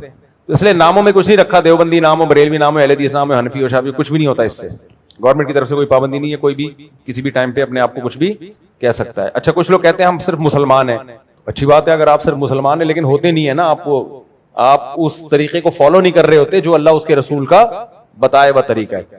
تو اللہ اس کے نبی صلی اللہ علیہ وسلم نے فرمایا 73 فرقوں میں ایک جنتی ہوگا. صحابہ نے پوچھا کون ہوگا؟ آپ نے فرمایا ما انا علیہ و اصحابی، جو میرے اور صحابہ کے طریقے پر ہو. تو قرآن کی وہ تشریح جو نبی سے نہ ہو اور نبی کی وہ تشریح جو صحابہ سے نہ ہو. تو صحابہ کو انکلوڈ کرنا پڑے گا، اس میں ایڈ کرنا پڑے گا، اس کے بعد مذہب سمجھ میں آئے گا. صحابہ کو ہٹا کے آپ اپنے طریقے سے کچھ اگر سمجھنے کی کوشش کرتے ہیں وہ آپ کی فہم غلط ہوگی. تو اس لیے ہم قرآن کو مانتے ہیں، حدیث کو مانتے ہیں اور صحابہ کو مانتے ہیں. اور چاروں اماموں کا یہی اصول ہے، قرآن، حدیث اور صحابہ. پھر یہاں سے کوئی مسئلہ نہیں ملتا پھر وہ اپنی رائے کا اختلاف کرتے ہیں، یا دلائل دونوں طرف ہوتے ہیں تو پھر ایک دلیل کو ترجیح دیتے ہیں، دوسری دلیل کو ترجیح دیتے ہیں، لیکن بیس یہی ہے. تو اس لیے صحابہ سے ہٹ کے کوئی بھی بات کرے نا، بولے میں صحابہ تو اس کے خلاف تھے، کیسے مان لیا جائے گا اس کو؟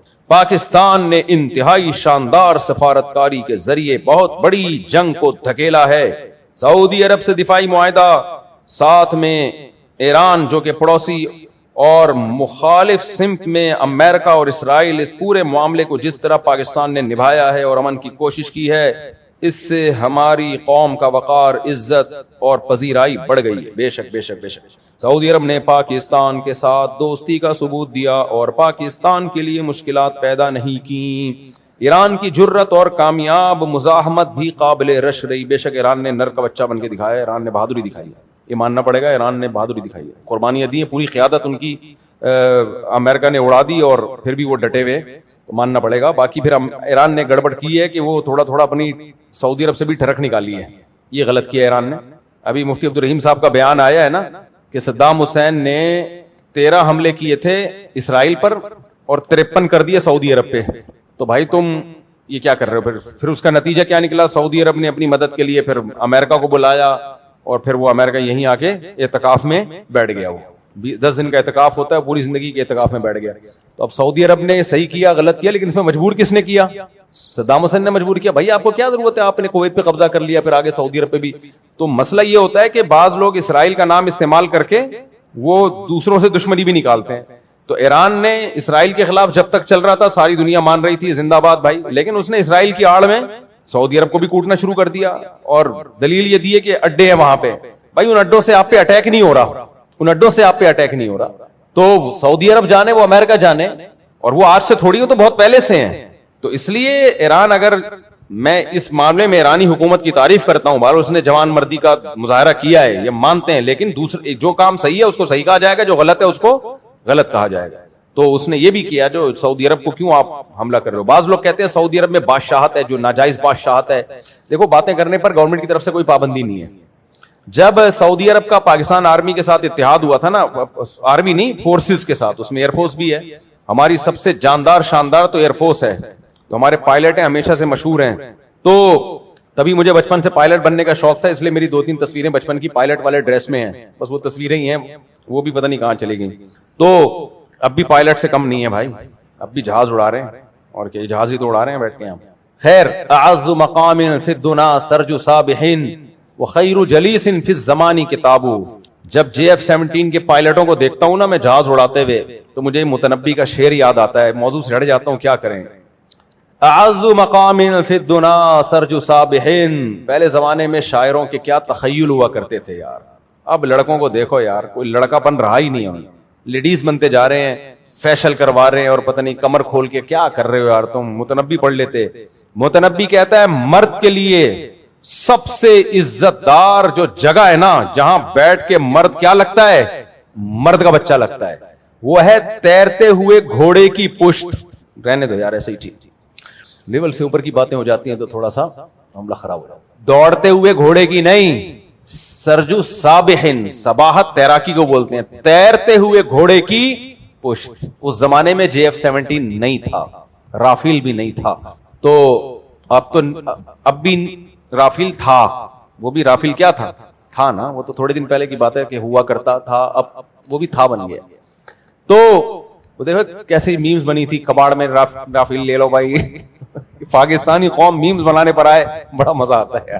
ابھی پیٹرول مہنگا ہوا نا, تو ایک آدمی نے بائک کو رکھ کے جنازہ پڑھا ہے اس کا میم میں. تو اعز مقام فی الدنا سرج صابحین, دنیا میں سب سے زیادہ مرد کے لیے جو عزت دار جگہ ہے, جس پہ مرد کیا لگتا ہے, مرد کا بچہ لگتا ہے, وہ ہے تیز تیرتے ہوئے گھوڑے کی پشت. اگر متنبی آج موجود ہوتا تو وہ JF-17 کے پائلٹ کے بارے میں یہ بات کہتا جب وہ رافیل کے تعاقب میں نکلا. جہاز میں تو بھائی آدمی اپنے سسرال بھی جا رہا ہوتا ہے بیٹھ کے, کیا خیال ہے, وہ سین نہیں آئے گا اس میں, وہ ایسا نہیں لگے گا کہ مرد کا بچہ ہے. سسرال جب آدمی جا رہا ہو تو کیسا لگتا ہے, وہ آپ سب کو پتا ہے کیسا لگتا ہے. آدمی نہیں لگ رہا ہوتا, بہرحال وہ جو بھی لگ رہا ہوتا ہے. تو اگر وہ دیکھ لیتا نا ہمارے زمانے کے طیارے اور پائلٹوں کو دیکھ لیتا, ہمارے جو فضائی شاہینوں کو دیکھ لیتا, تو پھر متنبی یہ شعر گھوڑے پہ نہ کہتا, کس پہ کہتا, ہمارے پائلٹوں کے بارے میں کہتا, تو ہماری ایئر فورسز کے بارے میں کہتا. اور آگے متنبی نے بڑی پیاری بات کی ہے, وَخَيْرُ جَلِيسٍ فِي الزَّمَانِ کِتَابُ. آج کے لونڈے لپاڑوں کو کہا ہے کہ لونڈے لپاڑے نا فخر کرتے ہیں, ابے میری بغل میں ایک حسینہ بیٹھی ہوئی ہے, میں جس سے ڈیٹ مارتا ہوں, یہ دیکھ کتنی خوبصورت, اس کے ساتھ میں قائد اعظم کے مزار پہ بیٹھتا ہوں. اللہ معاف فرمائے, قائد اعظم نے بھی معاف نہیں کرنا بیٹا, ایسے چپیڑے لگیں گے نا قائد اعظم کی طرف سے قیامت کے دن, بولیں گے کم بختو, تم لوگ میرے مزار کو ڈیٹنگ پوائنٹ بنایا ہوا ہے. بغیرتی کی بھی کوئی انتہا ہوتی ہے یار, کہیں اور گندے نالے میں جا کے بیٹھ جاؤ, برساتی نالے میں بیٹھ جاؤ جا کے یار. تو آج نوجوان فخر کرتا ہے کیسی ہم نشیں ہیں میری بغل میں اور میرے ساتھ حسینہ. نہ مرد کے فخر کرنے کی یہ چیز نہیں ہے.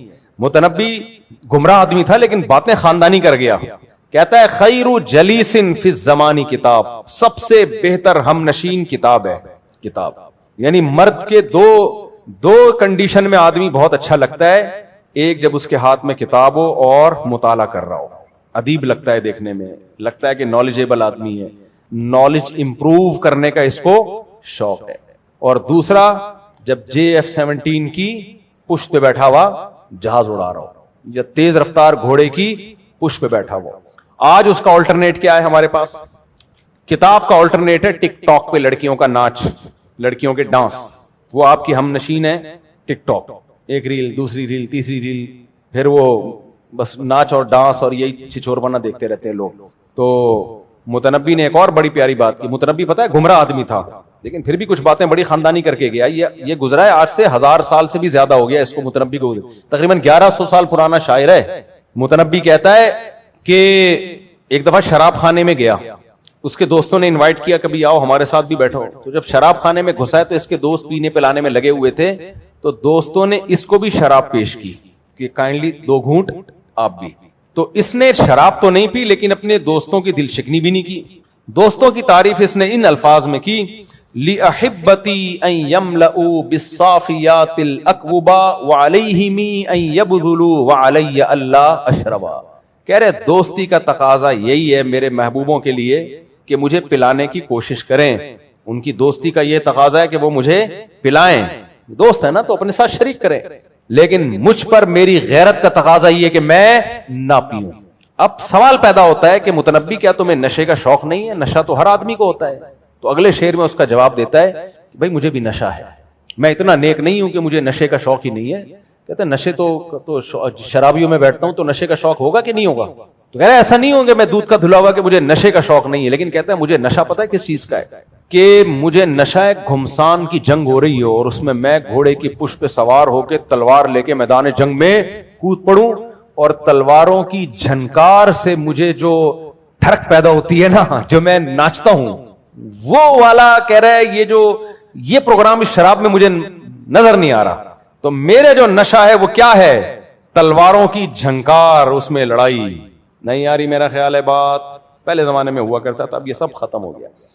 متنبی کہتا ہے کہ لوگ مجھ سے پوچھتے ہیں میں کون ہوں, مجھ سے آ کے نا پوچھتے ہیں کہ حضرت آپ کہاں سے ہیں, انڈا موڑ سے آپ کا تعلق ہے, پٹیل پاڑا میں رہتے ہیں, آپ ڈیفنس میں رہتے ہیں, کہاں رہے لوگ, ہم تعارف کرتے ہیں نا. مجھے لگ رہا ہے آپ لوگ بور ہو رہے ہیں, شاید بور ہو رہے ہیں. مجھے آپ کو دیکھ کے ایسا لگ رہا ہے آپ ٹینشن میں آ گئے. آگے سوال جواب دیتا ہوں, تھوڑا سا میں اپنی ٹھڑک نکال رہا ہوں اصل میں. تو بعض دفعہ یہ ہوتا ہے کہ لوگ کہتے ہیں ہم تو سب شرعی مسائل پوچھنے کے لیے آئے, انہوں نے کیا پروگرام شروع کر دیا. لیکن یار کچھ ہم بھی سن لیا کرو یار. تو متنبی پتہ ہے کیا کہتا ہے کہ لوگ مجھ سے پوچھتے ہیں کہ حضرت آپ ہیں کون, آپ کے بارے میں ہمیں کہاں سے معلومات ملیں گی. تو متنبی کہتا ہے میرے بارے میں معلومات لینی ہے تو مجھے تلوار جانتی ہے, گھوڑا جانتا ہے اور کتاب جانتی ہے. اس کے علاوہ میرا کسی سے سلام دعا بولو, کسی سے سلام دعا. تلوار کے بارے میں مجھ سے آپ معلومات لے سکتے ہیں. تلوار بتائے گی بھائی اس کے ہاتھ میں آ جاؤ تو بس خیر نہیں ہے, کھوپڑیاں کٹنا شروع ہو جاتی. گھوڑا بتائے گا, گھوڑے سے پوچھو گے یار متنبی کے بارے میں رپورٹ پیش کرو, کہہ رہا رپورٹ پیش کرنے کی ضرورت نہیں ہے, میری لگام جب متنبی کے ہاتھ میں ہوتی ہے اس کا اسٹائل بدل جاتا ہے. اور کتاب بتائے گی, کتاب کہے گی بھائی اتنا اچھا دوست ہے, جب ایک دفعہ ہاتھ میں مجھے پکڑتا ہے تو صفحے الٹتا ہی چلا جاتا ہے. تو یہ پرانے زمانے کے شاعروں کے تخیل تھے. اب ڈیٹوں کے علاوہ کوئی تخیل بولو بچا نہیں. نوجوانوں کے مسائل کیا ہیں, میرے سے جو آ کے پوچھتے ہیں نا حضرت مل نہیں رہی, ابا نہیں مان رہے, ماموں نہیں مان رہے, فلانے نہیں مان رہے, خود نہیں مان رہی, بس یہی چل رہا ہے. احتلام بہت ہو رہا ہے, کوئی دوا بتا دیں. جب سارا دن یہی سوچتا رہے گا تو پھر یہی ہوگا نا, نائٹ فال ہی ہوگا, وہ سارا خواب میں آگے نکلے گا. ٹرک الٹ گیا, یہ الٹ گیا, فلانا الٹ گیا. یہ چل رہے ہیں آج کل کے نوجوانوں کے تخیل. بھائی وہ اقبال نے کہا تھا نا کہ تو شاہی ہے بسیرا کر پہاڑوں کی چٹانوں پر. اقبال دنیا میں آ گئے نا دوبارہ, وہ بولے کہ تو پتہ نہیں کہاں بسیرا کر رہا ہے یار. تو چھوڑو, ابھی زیادہ آگے نہیں جاتا میں. تو میرے بھائی فوج میں جاؤ یار, زیادہ سے زیادہ آرمی جوائن کرو. دیکھو اس وقت پاکستان کی حیثیت صرف پاکستان نہیں ہے, پوری دنیا کے اسلامی ملکوں کا دفاع, اس میں سب سے بڑا کردار پتہ ہے کس کا ہے؟ منہ سے پھوٹ لو, پاکستان کا ہے. ہم نے کچھ نہیں کیا 70 سالوں میں, گھاس کھائی ہے, لیکن ڈیفنس ہم نے بڑا خاندانی کر لیا, مضبوط کر لیا. گھاس کھا کے کیا لیکن کیا ہے. قرضے واپس نہیں کرتے ہم الحمدللہ, یہ اللہ کا بڑا فضل ہے ہم پہ. لیتے بہت ہیں, دیتے نہیں ہیں, اور جو لیتے ہیں وہ لگاتے نہیں ہیں. یہ سب اپنی جگہ, گٹروں کے ڈھکن ہمارے ہاں نہیں ہے. لیکن ایک کام ہم نے کیا, اپنا ڈیفنس ہمارا. دیکھو غریب آدمی جو طاقتور ہو وہ عزت سے جیتا ہے کہ نہیں جیتا؟ اس مالدار سے جو ہر وقت ڈرتا رہتا ہو. کیا خیال ہے؟ تو اس لیے ہمارا ڈیفنس مضبوط ہے. ہم نے انڈیا سے جنگ میں دکھا دیا, اور بھی اسرائیل کتنا ہمارے خلاف ٹویٹ کر رہا ہے. پتہ ہے آپ کو ہمارے وزیر خارجہ نے جو ابھی ٹویٹ کیا تھا, وزیر دفاع نے جو ٹویٹ کیا تھا, تو اس پہ اسرائیل کتنا پاگل ہو گیا ہے. میں نے خود ٹویٹ پڑھی ہے اسرائیل کی, تو وہ پڑھ لو, پتہ چل جائے گا کون اسرائیل کا دوست ہے اور کون اسرائیل کا دشمن. اسرائیل تو یہ کہہ رہا ہے کہ یہ نیوٹرل ملک تھوڑی ہے, اس کو کیوں ڈالا ہوا ہے بیچ میں سلوک صفائی کے لیے؟ یہ نیوٹرل ملک تھوڑی ہے, اس سے تو ہمارا پھڈا ہے. تو اور کسی نے ابھی اور بھی بہت ساری باتیں, وہ خوشبو لگا کے اکیلے میں آنا تو بتاؤں گا سامنے. اچھا بات میں مکمل پڑھ لوں, اس میں بیچ میں اتنا مزہ آ گیا تھا نا, شعر و شاعری شروع ہو گئی.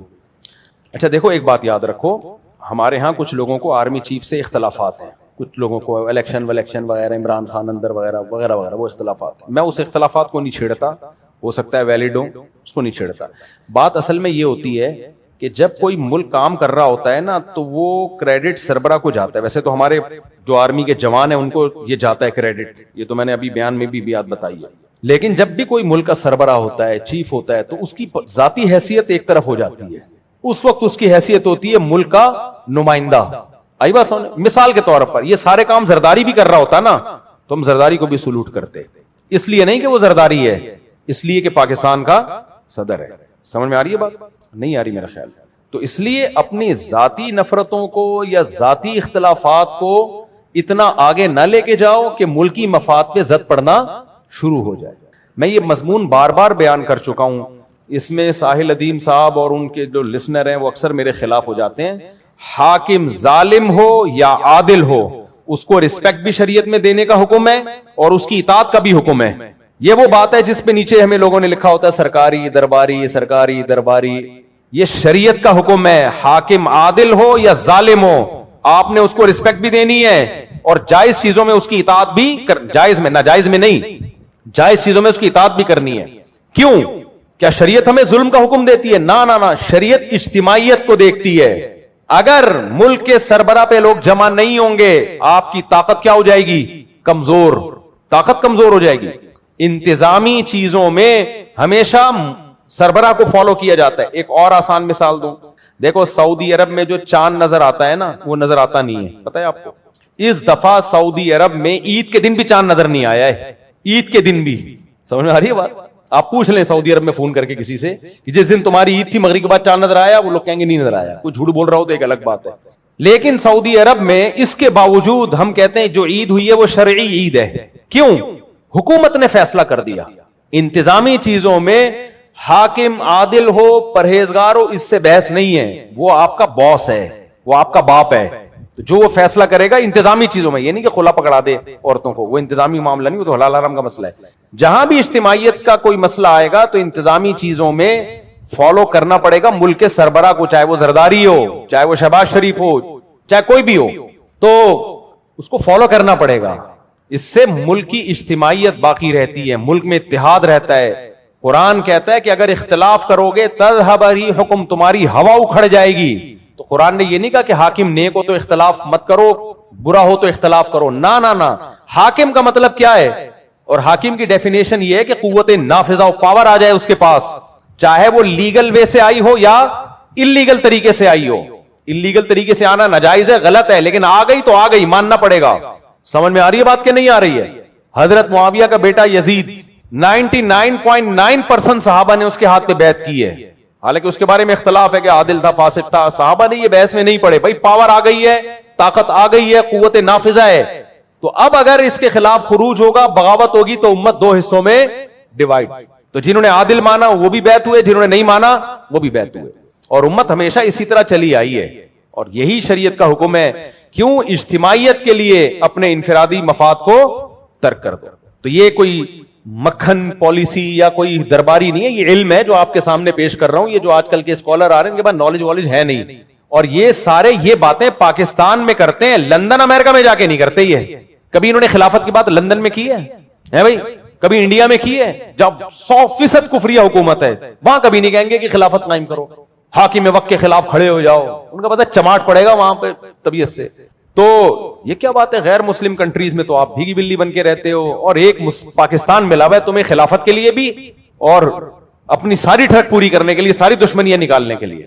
تو جو ناجائز ہے اس کو غلط کہا جائے گا. میں عدالتی خلا کے خلاف بولتا ہوں نا، ناجائز ہے بولو، لیکن جائز چیزوں میں آپ حاکم کی اطاعت سے ہاتھ نہیں کھینچ سکتے. اور کوئی بھی فوج میں آپ کا کوئی کمانڈر ہے، حتیٰ کہ غیر مسلم ہے، آرمی میں ہندو بھی ہے نا، مسیحی بھی ہیں، بریگیڈیئر ایک کرسچن اور ایک فوجی ہے، وہ نمازی پرہیزگار تہجد گزار، ابھی تبلیغ میں 4 مہینے لگا کر آیا ہے. وہ بریگیڈیئر اس نمازی پرہیزگار کو جنگ میں آرڈر دیتا ہے، تو یہ نیچے والا کہہ سکتا ہے کہ تم تو ہندو ہو، میں تمہاری بات کیوں مانوں؟ بول سکتا ہے؟ نہیں. شریعت کہے گی اس کے آرڈر کو فالو کرو، چاہے یہ غیر مسلم ہی کیوں نہ ہو. تو بھائی یہ جب جو بھی حاکم ہوتا ہے نا، حاکم انتظامی چیزوں میں اس کی اطاعت لازم ہوتی ہے. اور صرف اطاعت لازم نہیں ہوتی، جب تک وہ حاکم ہے اس کو عزت دینا بھی لازم ہے. ہاں یہ ضرور ہے کہ اس کے سامنے حق بولنا سب سے بڑا جہاد ہے. اس کے سامنے یہ کتنے لوگوں کو میں جانتا ہوں ممبر پہ گالیاں دے رہے ہوتے ہیں، سامنے حق نہیں بولتے، سامنے مکھن لگاتے ہیں.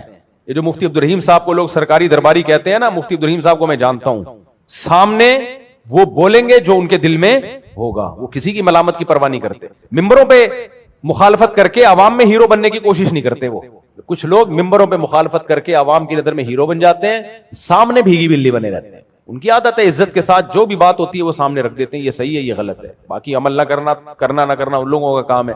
تو اس لیے میرے بھائی پاکستان میں نا نیگیٹیوٹی بہت زیادہ پھیل گئی ہے، اس کو ختم کرو. اور آپ کو کوئی سیاسی لیڈر اچھا لگتا ہے، بہت اچھی بات ہے، اس کے لیے دھرنے بھی دو، جلوس بھی نکالو، رہائی کی کوشش بھی کرو. یہ تو زندہ قوموں کی ایک پہچان ہوتی ہے. کسی کو کوئی لیڈر اچھا لگتا ہے، کسی کو کوئی لیڈر اچھا لگتا ہے، کوئی بات نہیں، یہ تو زندہ قوموں کی علامت ہوتی ہے. سیاسی اختلاف بھی کرو، لیکن اجتماعی مسائل جہاں بھی آئیں گے اس میں پھر یہ نہیں دیکھا جائے گا شہباز شریف ہے یا مریم نواز، اس میں دیکھا جائے گا حکومت کا یعنی ملک کا سربراہ ہے، جو سربراہ ہے اس کو بہرحال فالو کرنا ہے. اور اجتماعی چیزوں، جنگ میں تو سب ایک جیسے ہیں یار. ابھی بھی امریکہ کا نائب صدر آیا ہوا ہے یار، اسلام آباد میں بیٹھا ہوا ہے. میں سوچ رہا ہوں بلا لوں چائے پہ شام کو. میں سوچ رہا ہوں امریکہ کے نائب صدر کو چائے پہ بلا لوں، ہو سکتا ہے آ بھی جائے. آج کل ہماری بڑی عزت ہو رہی ہے. بولے بھائی آپ لوگ نے بھی کسی نے بلانا ہو تو بتا دیں، نمبر دے دیتا ہوں. ان کو تو ابھی کہیں سے بھی پتہ چل رہا ہے نا جنگ بند کروا رہے ہیں، وہ پہنچ جاتے ہیں. اچھا میرے بھائی یہ پرچہ مکمل کر لوں، میں بیچ میں ذرا جذباتی ہو گیا تھا. کچھ سازشی عناصر ایسے ہیں جو کہ اپنی فرقہ وارانہ نفرت اور بغض پر قائم ہیں، جن کا ہدف حرمین شریفین ہے. جی ہاں، ایران میں کچھ سازشی عناصر ایسے ہیں، ایران میں جو اسرائیل کی آڑ میں حرمین پہ قبضہ کرنا چاہتے ہیں.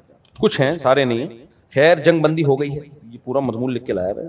خیر جنگ بندی ہو گئی جو کہ نہایت خوشکن ہے، اور ابھی بھی پاکستان میں نہایت اہم شخصیات آئی ہوئی ہیں، اور سارے ممالک اس وقت پاکستان کی طرف دیکھ رہے ہیں. پاکستان میں رہ کر ہر وقت پاکستان کے خلاف بولنے والے اور نفرت کرنے والے انڈیا اور اسرائیل اس وقت بہت غمزدہ ہیں. وہی بات ہے جہاں میں سبھی خوشیاں منا رہے ہیں، وہ کیا ہے بریلویوں کا شعر ہے نا، سوائے ابلیس کے جہاں میں سبھی تو خوشیاں منا رہے ہیں. تو یہی ہے. حضرت اچھا سوال پوچھنا، پھر آپ طنز نہ شروع کر دینا. ابھی میں وہاں بیٹھا ہوا تھا ادھر سعودی عرب میں نا، میں مکہ سے جدہ جا رہا تھا. مجھے کیا ٹیکسی ڈرائیور عجیب سا نکلے گا. وہ ایک بوڑھے میاں بیٹھے ہوئے تھے، کہہ رہے تھے یار وہ پاکستان کے خلاف کچھ باتیں لوگ بہت کر رہے ہیں یہاں پہ یہ وہ. میں نے کہا پاگل ہو گئے، ان کا دماغ خراب ہو گیا ہے. تو مجھے نہیں پتا تھا، وہ بھی ٹیکسی والا بھی بیچارہ تھوڑا سا پاگل ہوا تھا وہ بھی. تو باہر ملکوں میں جو لوگ بیٹھے ہوئے ہیں نا، وہ تھوڑے ان کو زیادہ معلومات ہے نہیں میرا خیال ہے. وہ پروپیگنڈے میں آئے ہوئے ہیں. مخلص وہ بھی ہیں، پاکستان سے سب محبت کرتے ہیں، لیکن کچھ پروپیگنڈے میں آئے ہوئے ہیں. دیکھو کچھ صحافی باہر بیٹھے ہوئے ہیں، ان کو ڈالر مل رہے ہیں، یہ بتا دوں میں آپ کو، یہ پکی خبر ہے. کچھ صحافی باہر بیٹھے ہوئے ہیں، ان کو کیا مل رہا ہے؟ روکھڑا، کہ وہ الٹا دماغ گھماتے رہو بس لوگوں کا بیٹھ کے. 5ویں نماز کی سنت موقدہ بتا دیں. 5 نمازوں کی سنت موقدہ فجر کی 2 ہیں، ظہر سے پہلے کی 4، ظہر کے بعد کی 2، مغرب کے بعد کی 2، عشاء کے بعد کی 2. میرا گھر میرا آشیانہ اسکیم کے تحت قرض لینا صحیح ہے؟ اسلامک بینک سے لے سکتے ہیں، جو غیر اسلامک بینک ہیں ان سے لون نہیں لے سکتے. بھی حکومت کا ایک اچھا اقدام ہے، 1 کروڑ روپے لوگوں کو قرضہ دے رہی ہے گھر بنانے کے لیے، تو اچھی بات ہے، لے لو اسلامک بینک سے لے لو. تو عمران خان نے بھی ایسے اچھے کام کیے تھے، بہت اچھی بات ہے. ہم نے اس وقت تعریف کی تھی، جو عمران خان کے مخالفینوں نے ہمارا بیڑا غرق کر دیا تھا. تو اب یہ کام اگر یہ والی گورنمنٹ کر رہی ہے تو میرا خیال ہے تعریف تو بنتی ہے. باقی بہت ڈیپ میں جاؤ گے تو پھر تو ڈیپ میں تو وہاں بھی جاؤ گے تو کچھ نہ کچھ نکل آئے گا. اتنا ڈیپ میں جانے کی تمہیں ضرورت کیا ہے؟ خوش ہونے کی سیکھو یار. اگر کوئی اچھا کام گورنمنٹ کر رہی ہے 1 کروڑ روپے کے دے رہی ہے، میں تو نہیں لے رہا لیکن آپ لوگ لے رہے ہو، خوش نہیں لے رہے. ہمارے نہ چاچا لگتے ہیں، نہ شباش نہ ماموں لگتے ہیں. کیا خیال ہے؟ جو اچھا کام ہوگا اپریشیٹ کریں گے، جو گندا کام ہوگا، کتنا گندا کام کیا نا، سولر پلیٹیں ہم لوگوں سے لگوا دیں، اس کے بعد ریٹ اتنے بڑھا دیے کہ وہ ہمارے لیے بیکار ہو گئی، کچرا ہو گئی، وہ سارا پیسہ برباد ہو گیا. ہمارا انورٹر بھی ہم نے اسی حساب سے خریدا تھا، وہ بھی زیرو ہو گیا، کوئی خرید ہی نہیں رہا، وہ کباڑ والا بھی نہیں لے رہا. لاکھوں روپے کا نقصان ہو گیا یار. اب اگر ہم انورٹر لیتے ہیں تو اتنا مہنگا ہے کہ وہ 10 سال میں تو اتنا بجلی کا بل نہیں بنتا جتنے کی پلیٹیں آ گئی ہیں، اور وہ انورٹر آ گیا. تو یہ سارا کریڈٹ کس کو جاتا ہے؟ پاکستان زندہ باد کو جاتا ہے. مفتی صاحب لڑکا لڑکی جو محبت کرتے ہو، ماں باپ سے بھی کر لیا کرو یار کبھی محبت آپس میں، اور دونوں بغیر شادی کے مر جائیں تو دوزخ میں جانا چاہیے ان دونوں کو. کہہ رہے ہیں تو کیا جنت میں مل سکیں گے؟ اور اگر کسی اور سے ہو جائے شادی پھر نہ مل سکیں گے؟ اگر دونوں کنوارے مر گئے اور وہ حرام محبت میں پڑے نہیں، صرف محبت تھی لیکن کوئی ناجائز کام کیا نہیں، نکاح کی کوشش کی اور مر گئے، پھر دونوں کنوارے ہیں تو اللہ تو دونوں کی خواہش پوری کرے گا نا جنت میں. پھر تو اللہ انشاءاللہ اللہ سے پوری امید ہے دونوں کی شادی کرا دے گا وہاں پہ. لیکن اگر ناجائز نہیں کیا کچھ، اور اگر اس کی کہیں اور شادی ہو گئی تو پھر قبر پہ یہ شعر لکھ کے لگا دیا جائے، دل کے ارماں آنسوؤں میں بہہ گئے، ان کے بچے ہم کو ماموں کہہ گئے. پھر یہ قبر پہ شعر لگا، یہی قبر کا عذاب کافی ہوگا اس کے لیے، مزید کسی عذاب کی ضرورت نہیں. اور وہ جب اس کے بچے ہو جائیں نا، وہ قبر پہ آ کے اس کو ماموں بھی بولیں کہ ماموں آپ کی مغفرت کے دعا کے لیے حاضر ہوا ہوں. حضرت واقعی نہیں مل رہا قرضہ؟ یہ تو بڑی دھاندلی ہے یار، ٹوپی ہے. اچھا بھائی، اگر امام مسجد میں جو جس کی بیوی ہوتی ہے جنت میں اسی کو ملے گی نا. تمہیں کسی اور کی بیوی پسند آ رہی ہے تو تمہارے اندر فالٹ ہے نا. اللہ اس کا شوہر بولے گا اللہ میری بیوی تھی پسند، اس کو آ رہی تھی تو یہ کیوں دے دی اس کو. یہ جب کسی کی بیوی بن گئی تو سوچنا چھوڑ دو اس کے بارے میں. سوچو گے تو جنت میں جاؤ گے ہی نہیں. ایک تو پردہ بہت ضروری ہے. اتنے کیسز ہو چکے ہیں نا، دوست اپنی بیوی کو پردہ نہیں کرا رہے، اپنے دوستوں سے عشق معاشقہ ہو گیا اور پھر دوست کے ساتھ بھاگ گئی، برائی میں پڑ گئی. بہت کیسز ہیں میرے پاس. میں اس لیے نہیں زیادہ بتاتا کہ پر لوگوں میں برائی نہ پھیل جائے. آپ کہہ سکتے نہیں ہمارے دوست تو پردہ نہیں کراتے اپنی وائف کو، آج تک ایسا نہیں ہوا. بھائی فتنے میں سب نہیں پڑھتے، کچھ لوگ پڑھتے ہیں، ان کچھ کی وجہ سے سب پہ پابندی لگائی جاتی ہے.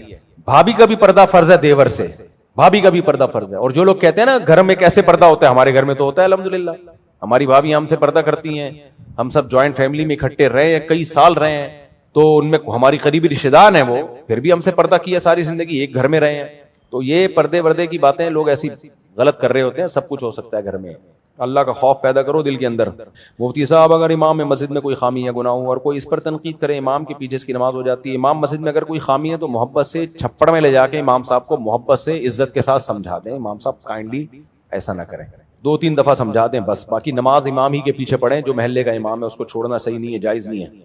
ڈاکٹر اسرار احمد صاحب نے بیان کیا تھا کہ آخر میں اللہ تعالیٰ جنت کو بھی ختم کر دے گا, اور جہنم کے حوالے سے وہ کہہ رہے تھے کچھ حدیث موجود ہے کہ اللہ تعالیٰ جہنم کو بھی ختم کر دے گا. مجھے نہیں پتا ڈاکٹر اسرار صاحب نے ایسا کہا ہے یا نہیں کہا, اپنی طرف سے کوئی ڈاکٹر اسرار صاحب کے کھاتے میں نہ ڈال دیا ہو. باقی جنت بھی ہمیشہ کے لیے بنی ہے اور جہنم بھی ہمیشہ کے لیے بنی ہے.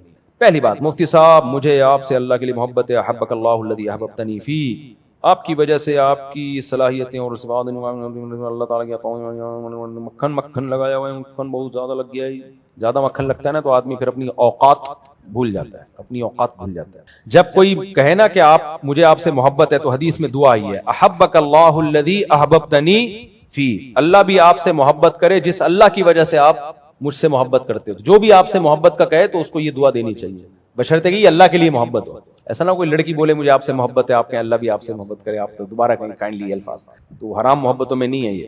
مفتی صاحب اللہ کے فضل سے میرا تعلق تبلیغی جماعت سے ہے, اور میں بیعت ہونے کے لیے حضرت مولانا عبداللہ احمد صاحب حالہ سندھ کا انتخاب کیا ہے. حضرت مولانا عبداللہ صاحب کیسے آدمی ہیں آپ کی نظر میں مجھے نہیں پتا بھائی, میں ان کو نہیں جانتا.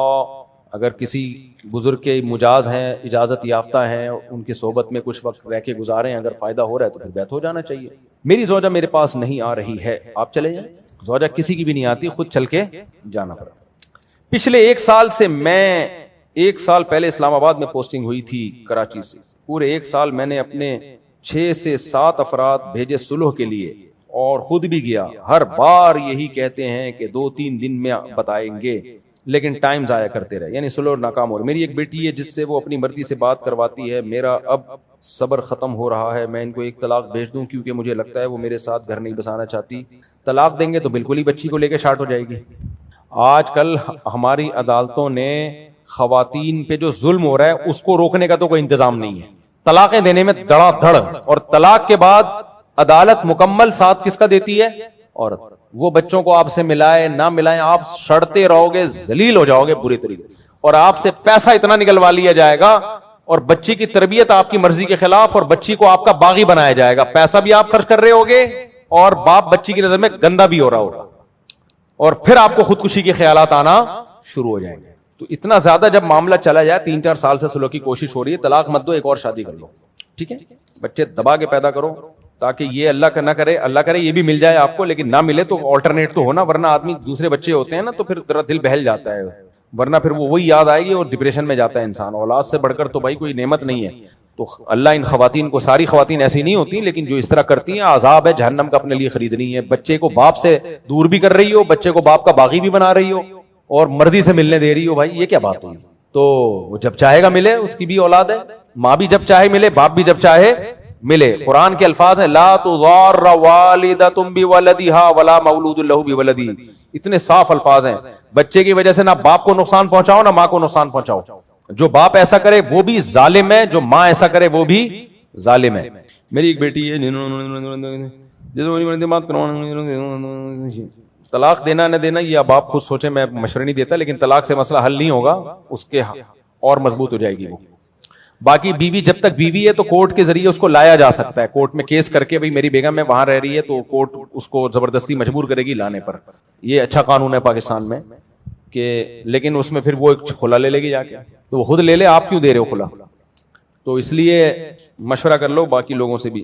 امید ہے کہ آپ خیریت سے. اور دوسری بات یہ ایک طرفہ بات ہے نا, 2 طرفہ بات میں نے سنی نہیں. ہو سکتا ہے بیوی صحیح ہو, یہ تو میں ایک طرف کی بات سنی ہے نا, ہو سکتا ہے آپ صحیح ہو سکتا ہے آپ کوئی ایسا ٹیکنیکل فالٹ ہو جو آپ بتا نہ رہے ہوں. بعض دفعہ یہ بھی ہوتا ہے نا بھائی, جس کی بات سنتا ہے وہ تو اسی کی سن رہا ہے نا, دونوں پارٹیوں کی بات سننا تو بعض دفعہ کہانی کچھ اور نکلتی ہے سامنے. تو لیکن بہرحال ابھی تو آپ ہی اچھے لگ رہے ہیں, اللہ آپ کی مدد کرے. امید ہے کہ آپ خیریت سے ہوں گے الحمدللہ. بھائی یہ لو لیٹر نہیں لکھا کرو, پورا جو سوال ہے نا ٹو دا پوائنٹ وہ لکھا کرو. پورے ایسے خطوط جیسے کوئی پہلے زمانے میں پنجاب میں 2 مہینے کی چھٹیوں میں نہیں بھیجتے تھے خطوط لکھ کے. السلام علیکم, امید ہے آپ خیریت سے ہوں گے. امام صاحب میرا نام فواد ہے, میں جہاں بھی کام کرتا ہوں ایمانداری سے کرتا ہوں الحمدللہ, کام بھی اکثر پسند کیا جاتا ہے سبحان اللہ. میری کوشش ہوتی ہے اخلاق اور رویے میں بھی کوئی کمی نہ ہو, پورا ماشاءاللہ خط ہے نا, لیکن اس کے باوجود بھی کسی نہ کسی وجہ سے کام چھوٹ جاتا ہے. آخر میں پتہ نہیں کیا پوچھا ہوا ہوگا. پہلے 3 سال سے بار بار کام چھوٹ رہا ہے, میری غلطی بھی نہیں ہوتی تب بھی. میں گھر کا واحد کفیل ہوں, ڈپریشن کا شکار ہوں, اس وجہ سے کوئی کہتا ہے تم پہ کسی نے جادو کیا, کوئی کہتا ہے کچھ اور. کام اگر صحیح طریقے سے کر رہے ہوتے تو چھوٹ نہیں رہا ہوتا میرے بھائی. دنیا میں ہر شخص کو کام کے آدمی کی قدر ہے. اگر میرے پاس کوئی ملازمت کرے اور ٹھیک طریقے سے کام کر رہا ہو تو میں تو چھوڑوں گا نہیں اس کو یار, تنخواہ بڑھا دوں گا اس کی. تو اس لیے جن چڑیل بھوت نہیں ہے, آپ خود ہی جن بنے ہوئے ہو. کام کو فوکس کرو تو انشاءاللہ کوئی بھی نہیں آپ سے کام چھڑوائے گا. دعا کرتا ہوں باقی اللہ تعالیٰ آپ کو کشادہ رزق حلال نصیب فرمائے. مفتی صاحب اگر کوئی رفع الیدین کرتا ہے تو وہ حنفی نہیں رہے گا, اگرچہ وہ مسائل فقہ حنفی کے مطابق عمل کرتا ہے. اور رفع الیدین کرنے کا کہتے ہیں کچھ علماء زیادہ حدیثیں اور فتح مکہ کے بعد کے صحابہ سے حدیث ملتی ہیں. امام مالک نے لکھا ہے کہ میں نے اہل مدینہ میں کسی کو رفع الیدین کرنے والا نہیں پایا, اور اہل کوفہ میں حضرت علی اور عبداللہ بن مسعود کے شاگرد تھے, ان کے بارے میں بھی صحیح سند سے ثابت ہے کہ اہل کوفہ میں کوئی بھی رفع الیدین نہیں کرتا. تو یہ بہت بڑی دلیل ہے اس بات کی کہ نبی صلی اللہ علیہ وسلم نے آخر وقت میں رفع الیدین ترک کیا ہے. اور امام ترمذی امام بخاری کے شاگرد ہیں, جب رفع الیدین کرنے کی حدیث آئی تو فرمایا وبہ یقول بعض اہل العلم من اصحاب النبی, یہی بعض اہل علم صحابہ کا قول ہے.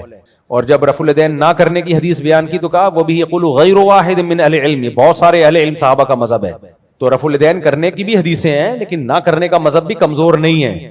تو اس لیے اس میں امام حنیفہ, اچھا امام حنیفہ کے جو شاگرد ہیں نا دونوں, امام ابو یوسف امام محمد, وہ بہت سارے مسئلوں میں امام حنیفہ کے خلاف بھی گئے ہیں, لیکن اس مسئلے میں وہ بھی نہیں گئے, وہ بھی اسی کے قائل ہیں کہ رفع الیدین نہ کیا جائے. تو باقی کوئی کرے نہ کرے وہ ایک الگ مسئلہ ہے, لیکن یہ ایک سمجھنا کہ امام حنیفہ کا فقہ اس بارے میں کمزور ہے, دلیل کمزور ہے, یہ جہالت کی بات ہے. دلیل کمزور نہیں ہے, باقی جائز ہمارے نزدیک بھی ہے. کوئی کر رہا ہے تو اس سے وہ یہ نہیں ہوگا کہ حنفی نہیں کہلائے گا, تو کر لے, اس میں کیا جا رہا ہے. افضل ہے کہ نہ کرے لیکن کرنا بھی جائز ہے. مفتی سے ٹیچر عثمان صاحب کا پہلے بھی ایک بار بتایا تھا میں نے آپ کو, لیکن کسی کا نکاح تھا اس ٹائم تو ٹاپک رہ گیا تھا آپ سے. اسلام آباد میں مفتی حنیف قریشی صاحب اور بھی مدارس میں بارش پانی کو زمین میں ڈالنے پر کام کیا جاتا ہے, نتائج بہترین ہے. وہ ایک صاحب ہیں انجینئر ہیں, ان سے میں رابطے میں ہوں. ہم انشاءاللہ ان سے, ہماری مسجد کی تعمیر کا کام ابھی جاری ہے. چندہ ہی نہیں آ رہا تو کہاں سے تعمیر کریں گے یار. چندہ مانگنے کے لیے الگ سے کسی مولانا صاحب کو کمیشن پہ بلانا پڑے گا. چندہ مانگنا میرے بس کی بات نہیں ہے. چندہ بہت ڈھیڑ بن کے مانگا جاتا ہے, پھر مسجدیں بنتی. ہم جس طریقے سے مانگ رہے ہیں نا, مجھے لگ رہا ہے کہ یہ ہونے والا کام نہیں ہے. تو وہ جو کمپنی کو ہم نے ٹھیکہ دیا ہوا ہے ان کو ہم نے بولا ہتھوڑے لا کے توڑو تو صحیح, کچھ اینٹ ٹوٹے گی شاید کچھ لوگوں کو غیرت آئے بھائی. بعض وقت کام دیکھ کے بھی لوگ دیتے ہیں نا, لوگ سمجھتے ایسا نہیں پیسہ ویسا جمع کر کے مفتی صاحب چھٹی شادی کر کے بھاگ جائیں یہاں سے, شاید یہ خطرہ ہوگا. تو میرا خیال ہے جب کام شروع ہوگا تو شاید پھر چندہ آنا شروع ہوگا. تو اس ہفتے ہم نے کہا کام شروع کر دو. تو بعض دفعہ یہ بھی ہوتا ہے کہ لوگ کہتے ہیں اب کام شروع ہے تو چلو بھائی یہ اینٹ میری طرف سے. ہاں یہ بات بھی ہے, ہاں آپ کام شروع کرتے ہیں. جی آپ صحیح کہہ رہے ہو. ہاں انشاءاللہ اللہ آپ کی زبان کو مبارک کرے. ٹھیک ہے انشاءاللہ. تو یہ ہوگا انشاءاللہ. تو اس میں پھر ہم یہ کنویں کا پانی جو ہے نا, یہ جو پانی کا ایک بہت بڑے انجینئر سے ہمارا رابطہ ہوا ہے. جماعت اسلامی والے جو طریقہ کر رہے ہیں اس سے بھی زیادہ ایڈوانس ٹیکنالوجی ہے. اس میں یہ سارا میٹھا پانی ملے گا انشاءاللہ, زمین میں جائے گا. جتنا بھی اللہ نے پانی اتنا دیا ہے. دیکھو یہ جو خاندانی منصوبہ والی کہتے ہیں بچے زیادہ پیدا ہو, رزق کی تنگی ہے. رزق کبھی اس کائنات میں ختم نہیں ہوتا, ایک سائیکل ہے, اس کو نائٹروجن سائیکل کہتے ہیں سائنس کی زبان میں. کوئی بھی چیز ضائع نہیں ہوتی دنیا میں. ہم جو مثال کے طور پر ہم نے پانی پیا, آپ کو لگ رہا ہے وہ ختم ہو گیا, نہیں ختم. وہ پیشاب بن کے یا پسینہ بن کے نکلے گا. نکل کے کہاں جائے گا؟ زمین میں جائے گا. پھر زمین اس کو فلٹر کرے گی, اس میں گندگی جراثیم کو ختم کر کے پیور پانی کو الگ کرے گی, کنووں کی شکل میں محفوظ کر دے گی, یا وہ دریاؤں میں ہوتے ہوتے سمندر میں جا کے بھاپ. تو پورا چکر ضائع. یہاں کسی چیز کو فنا کرنا ممکن ہی نہیں ہے. آپ کہہ سکتے ہو ہمارا بکرا مر گیا ضائع ہو گیا, نہیں بھائی وہ زمین میں کھاد بن گیا ہے. صحیح ہے نا. اب وہ زمین کی جب آپ پھینک دیتے ہیں نا زمین میں, وہ اتنی زبردست کھاد بنتا ہے. قبرستان کی زمین سب سے زیادہ زرخیز ہوتی ہے کیونکہ سب لوگ رشوت کھا کے وہاں دفن ہوئے بھی ہوتے ہیں. تو جتنا رشوت کا مال انہوں نے کھایا وہ کھاد بن کے خربوزوں میں نکلتا ہے. جتنا کھا کے جاؤ گے اتنی زمین زرخیز ہوگی. تو پہلے وہ کیڑے کھاتے ہیں, پھر کیڑوں کو زمین کھاتی ہے. تو وہ زمین کی طاقت ہی انہی چیزوں سے ہے. تو اللہ نے زمین کو سائیکل کا نظام بنایا, گراریاں ہیں, یہ گھما گھما کے چیزوں کو واپس لے آتی ہے. تو اس لیے اصل طریقہ یہ ہے کہ جو ویسٹیج ہے اس کو استعمال کیسے کیا جائے. چائنا میں تو سوال ہی پیدا نہیں ہوتا کوئی ایک پلاسٹک کی بوتل ایسے ضائع ہو جائے. ہر بوتل ریسائیکل ہوتی ہے. تو اس لیے یہ جو پانی وضو میں اتنا زیادہ ضائع ہوتا ہے، یہ ضائع ہو کے گٹر میں کیوں جا رہا ہے؟ یہ زمین میں جائے، فلٹر ہو جائے گا، ایک بہترین پانی نکلے گا۔ یہ لوگ کہتے ہیں، ایک صاحب نے کہا کہ بلغم والا پانی میں نہیں پیوں گا۔ تم پیشاب والا پانی پی رہے ہو، جو لوگ پیشاب کر رہے ہیں نا جب وہ پانی زمین میں گیا تو بلغم والا رہتا نہیں ہے، فلٹر ہوتا ہے، اور زمین ایسا خاندانی فلٹر کرتی ہے، اب تک کسی سائنسدان نے ایسی کوئی مشین ایجاد نہیں کی ہے۔ اللہ نے تبھی تو سورہ ملک میں کہا ہے کہ قل ارائیتم ان اصبح ماؤکم غورا، میں زمین میں پانی محفوظ کرتا ہوں۔ تو محفوظ کا کیا مطلب؟ جراثیم سے بھی محفوظ، بیماریوں سے بھی محفوظ۔ تو زمین کو اللہ نے ایسا بنایا، پھر نیچے جانے سے بھی محفوظ۔ پانی کا کام ہے نیچے جانا، لیکن ایک جگہ جا کے رک جائے گا، بس اس سے زیادہ نیچے مت جانا، اس سے زیادہ چلا گیا تو میرے بندے نکالیں گے کیسے؟ تو ایک ایک چیز میں اللہ کی قدرت ہے، اللہ کا وجود ہے میرے بھائی۔ تو یہ کریں گے ہم انشاءاللہ۔ کوئی بس یہاں سے آخری سوال لے لیتے ہیں، پھر چھٹی۔ جی بس ایک آخری سوال بھائی سے لے لیتے ہیں، میں بہت تھک گیا ہوں یار۔ ارشاد۔ مفتی صاحب، ایک بندے نے سوال کیا جی کہ اسلام اگر عدل اور انصاف کا مذہب ہوتا تو انسانوں کی جو غلامی ہے اسی کو مزید بقا نہ دیتا، حالانکہ اسلام میں کئی صدیوں تک یہ چلی رہی۔ تو مفتی صاحب آپ اس کے بارے میں کیا کہیں گے؟ یہ کہہ رہے ہیں کہ اسلام اگر مساوات اور برابری کا مذہب ہوتا تو غلامی جو پہلے سے چلتی آ رہی تھی اس کو باقی نہ رکھتا۔ یہ سوال ہے بھائی کا۔ دیکھو، غلام کہتے کس کو ہیں؟ اسلام میں جو غلامی کا تصور ہے کیا ہے؟ جنگ میں جب آپ نے دشمن کے قیدی پکڑ لیے، اب آپ کے پاس 3 آپشن ہیں۔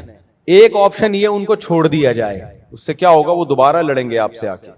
دوسرا آپشن یہ ہے کہ ان کو قتل کر دیا جائے، یہ بھی جائز ہے، ساری دنیا میں اس کو جائز سمجھا جاتا ہے، لیکن اسلام نے تیسرا آپشن جو چلا آ رہا تھا، اسلام نے اس کو جائز رکھا۔